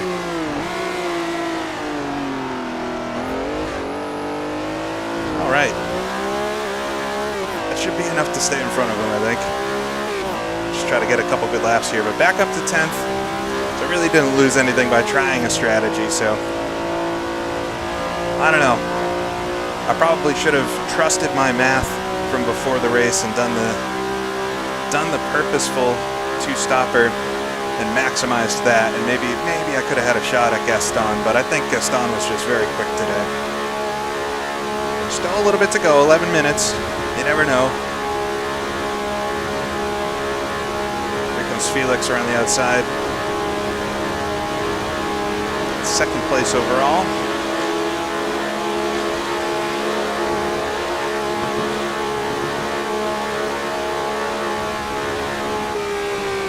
Best lap of the race. Makes sense. I'm on light fuel. I've got brand new tires. Probably set another fast one before the end.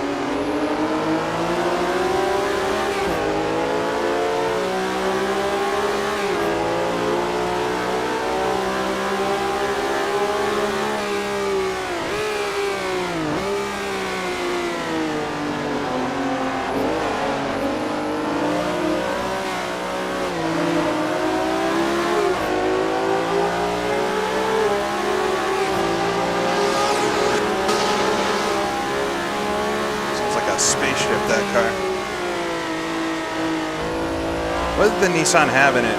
The what is that? The 380? Is it a V10? Or it's a straight? It's a straight 8 or something weird, isn't it?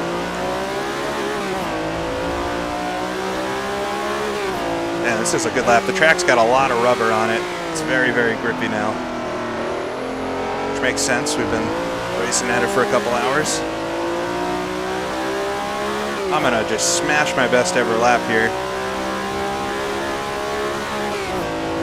Never be able to beat this again.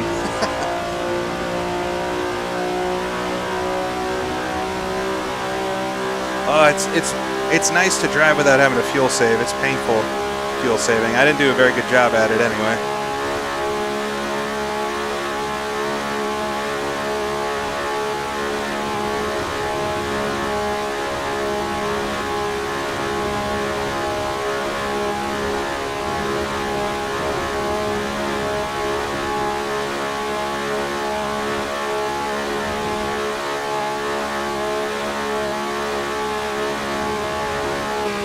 Wow, 155.9. I'll take it. It's a little bit deceptive because the track is just so much grippier now, but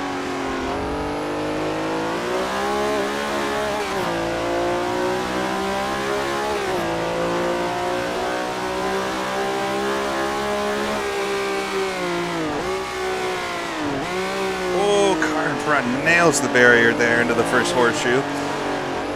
Rejoined right behind me too.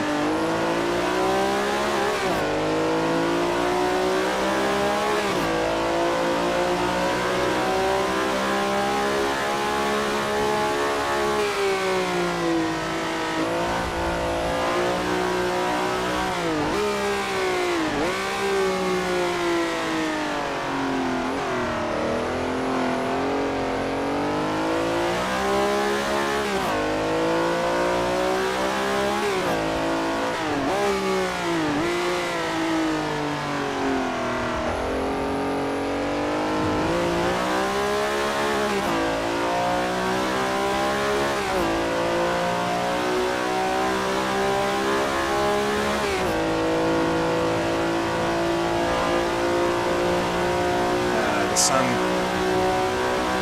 is very much in the sky now. Tiring race. I haven't done a long stint in the sim for a while, so it's definitely, I think the last SROL race was really the last time, I guess with some of the rally stuff I was doing a decent amount of driving, but yeah, definitely feel this one. It's a technical track to drive. With it being so narrow, it is very, very, I think it's so much harder than the modern version. Never mind the cars, but it's just a lot more technical and precise. Really cool version of this circuit, though. It'd be fun to do a race like this at Sebring as well. There is a decent 60 Sebring for Assetto Corsa. Wouldn't mind seeing that.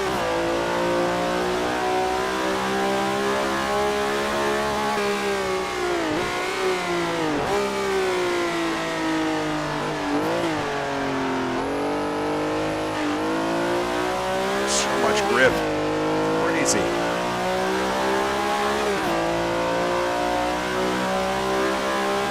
Hey, Kringle. Just coming in for the end of the race. Not the most exciting race for my seat. A few driving errors, which I'm not stoked about, but it's been fun. I think we almost got everything out of it today. In a perfect world, maybe I could have had something for Gaston, but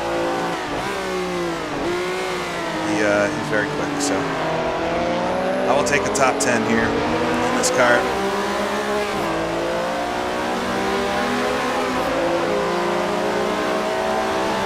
Keep going, Julia.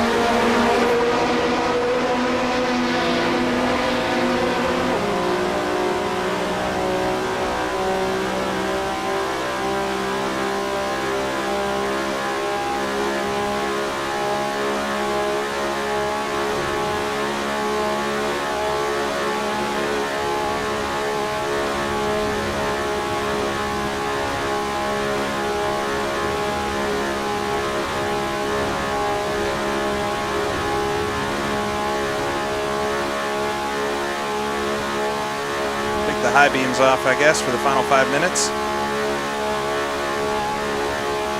I'm really gonna, if the race ends like right at 0 for me, I'm gonna be a little upset.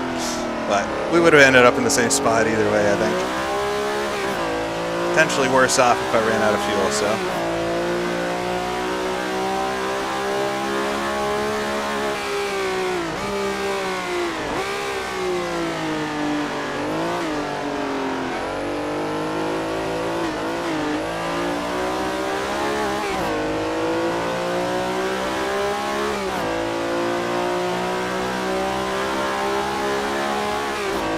Minutes. A little bit of dirt on the entry is never too nice.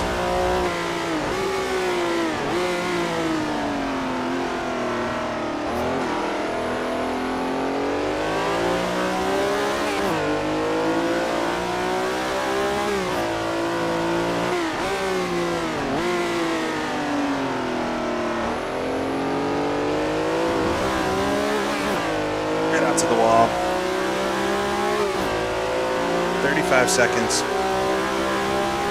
Yeah, Gaston did a great run. He made that one mistake right at the beginning, and then I did the same thing. And then, or no, maybe it wasn't him that, somebody ran wide as well in turn 1. Maybe that was somebody else.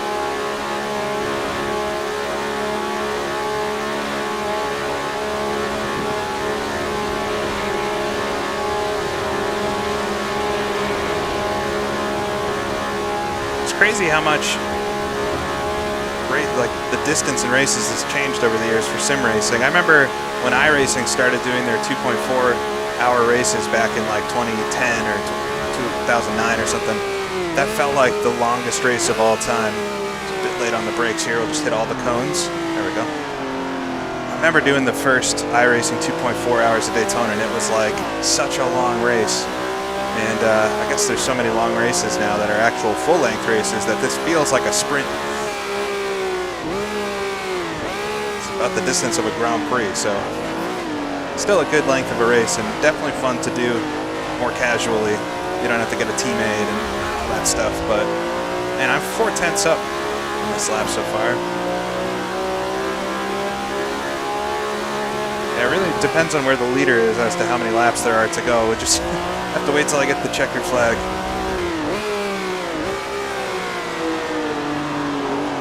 These two spoil my good lap here.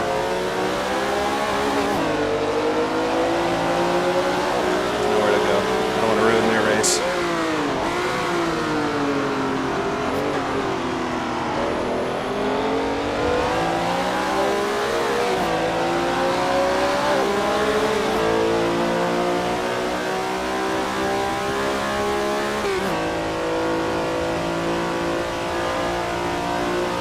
What wheel was I using in the first 2.4? Probably my G27. I think, actually, I think at that time I still had a Logitech Momo, which is like ancient at this point. I think I did still have the Logitech Momo. I remember I did it in the Riley Daytona prototype. It's good times. And 2 minutes ago. Definitely the clock will be out next time by, but I don't know if it'll be one more lap or not. Could be one more lap, could be two. Got 17 liters of fuel, so plenty of fuel.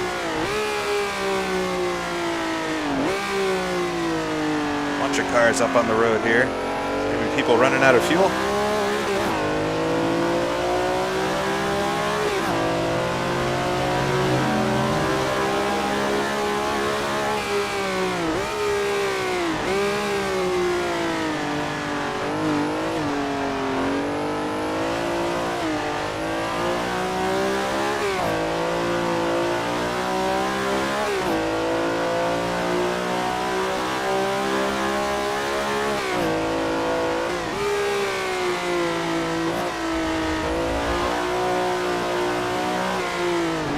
Minute on the clock. Will I get the checkered flag this time, or will we do one more lap? That could have made all the difference in the fuel strategy, and no telling where I would have been on the track anyway had I not pit. So I think we took the safer option. Still coming away with a 10th place, unless anything crazy happens here in the final minute.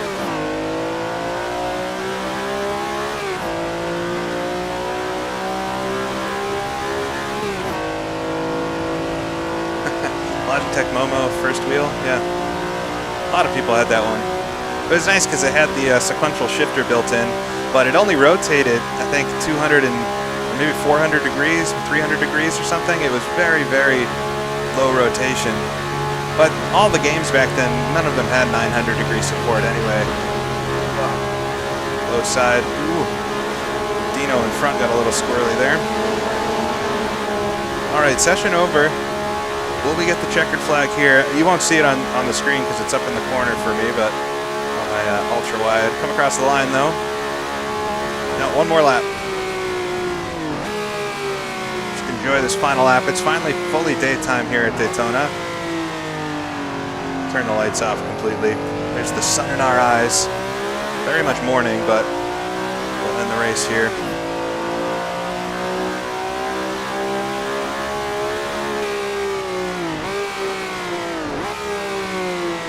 You haven't sim raced unless you've sim raced on a flight joystick. That's what that's what I was doing for a little while back in the 90s. An actual just like Logitech regular joystick.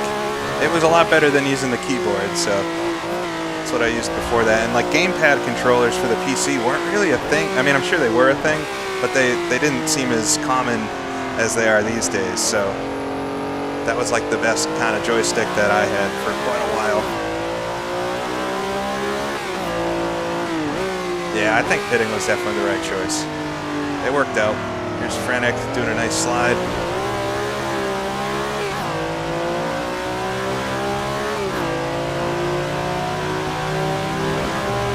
It seems really bizarre these days using like a flight joystick for a driving game, but like it didn't seem as weird back then. I think because racing wheels were pretty expensive and rare.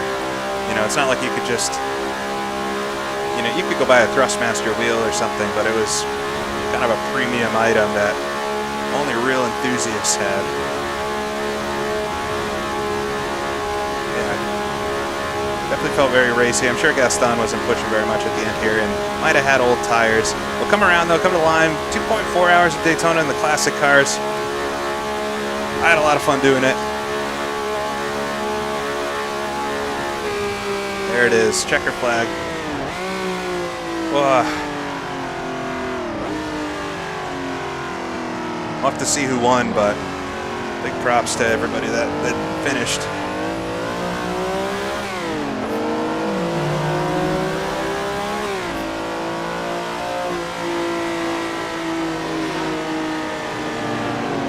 Big props to everybody that finished. Nate Lupson in front here in the red GT40 organized the event, so thanks to him as well.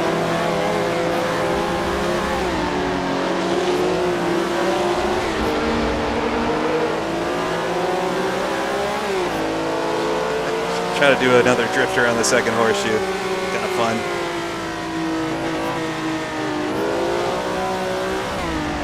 Nate's got it. Whoa, a little wild there, bud.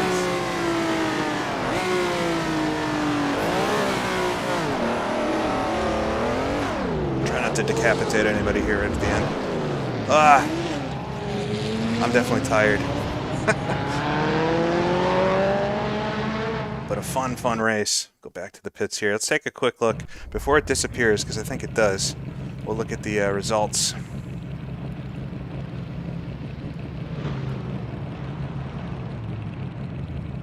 Sean Campbell wins it from Felix in the 2 XJ13s. That car is just so fast. But Samuel in the Maserati 151 in 3rd position ahead of Adam in the other XJ13. So Maserati splitting up the podium for Jag. Not able to get all of it. And then we got the GT40 train with Samuel, Florian. Nate beats Jimmy. I'm sure he wasn't happy about that. Jimmy Broadbent finishes in 8th. Gaston in 9th. A little ways up the road from me. Myself finishing 10th position. Nathan Clark behind, who we passed there right at the end after the last pit stop. Lars just behind him. Jake Witcher, I think, maybe wins the second category. I'm not 100% certain on that, though. Emil then at a JC, Tim Leberg, Larry P. Shooter, Roman Pichon, Clemens Bauer, and then Cedric finishes in 20th. Man, good race. Really cool to see 49 cars out. I think 48 of us started the race. So that's a heck of a grid and a great I don't know, great event. I really like racing with the SROL folks. I don't know if I'll be able to make their next one because of just everything going on in my world, but hopefully I know I will be racing with them again at some point. But I hope you all enjoyed it. It was a fun race. I don't think there was any chance that I could have gotten Gaston. He was just so fast, but if I had cleaned up my mistakes and maybe stuck with my strategy, it could have been a lot closer. We only finished like 30 seconds apart in the end, but good racing, very fun stuff as always. But yeah, hopefully I'll be back soon with something. I don't exactly know what it will be, but hopefully something soon. But anyways, have a great rest of your weekend, great Saturday and Sunday, and I'll see y'all again next time. Goodbye.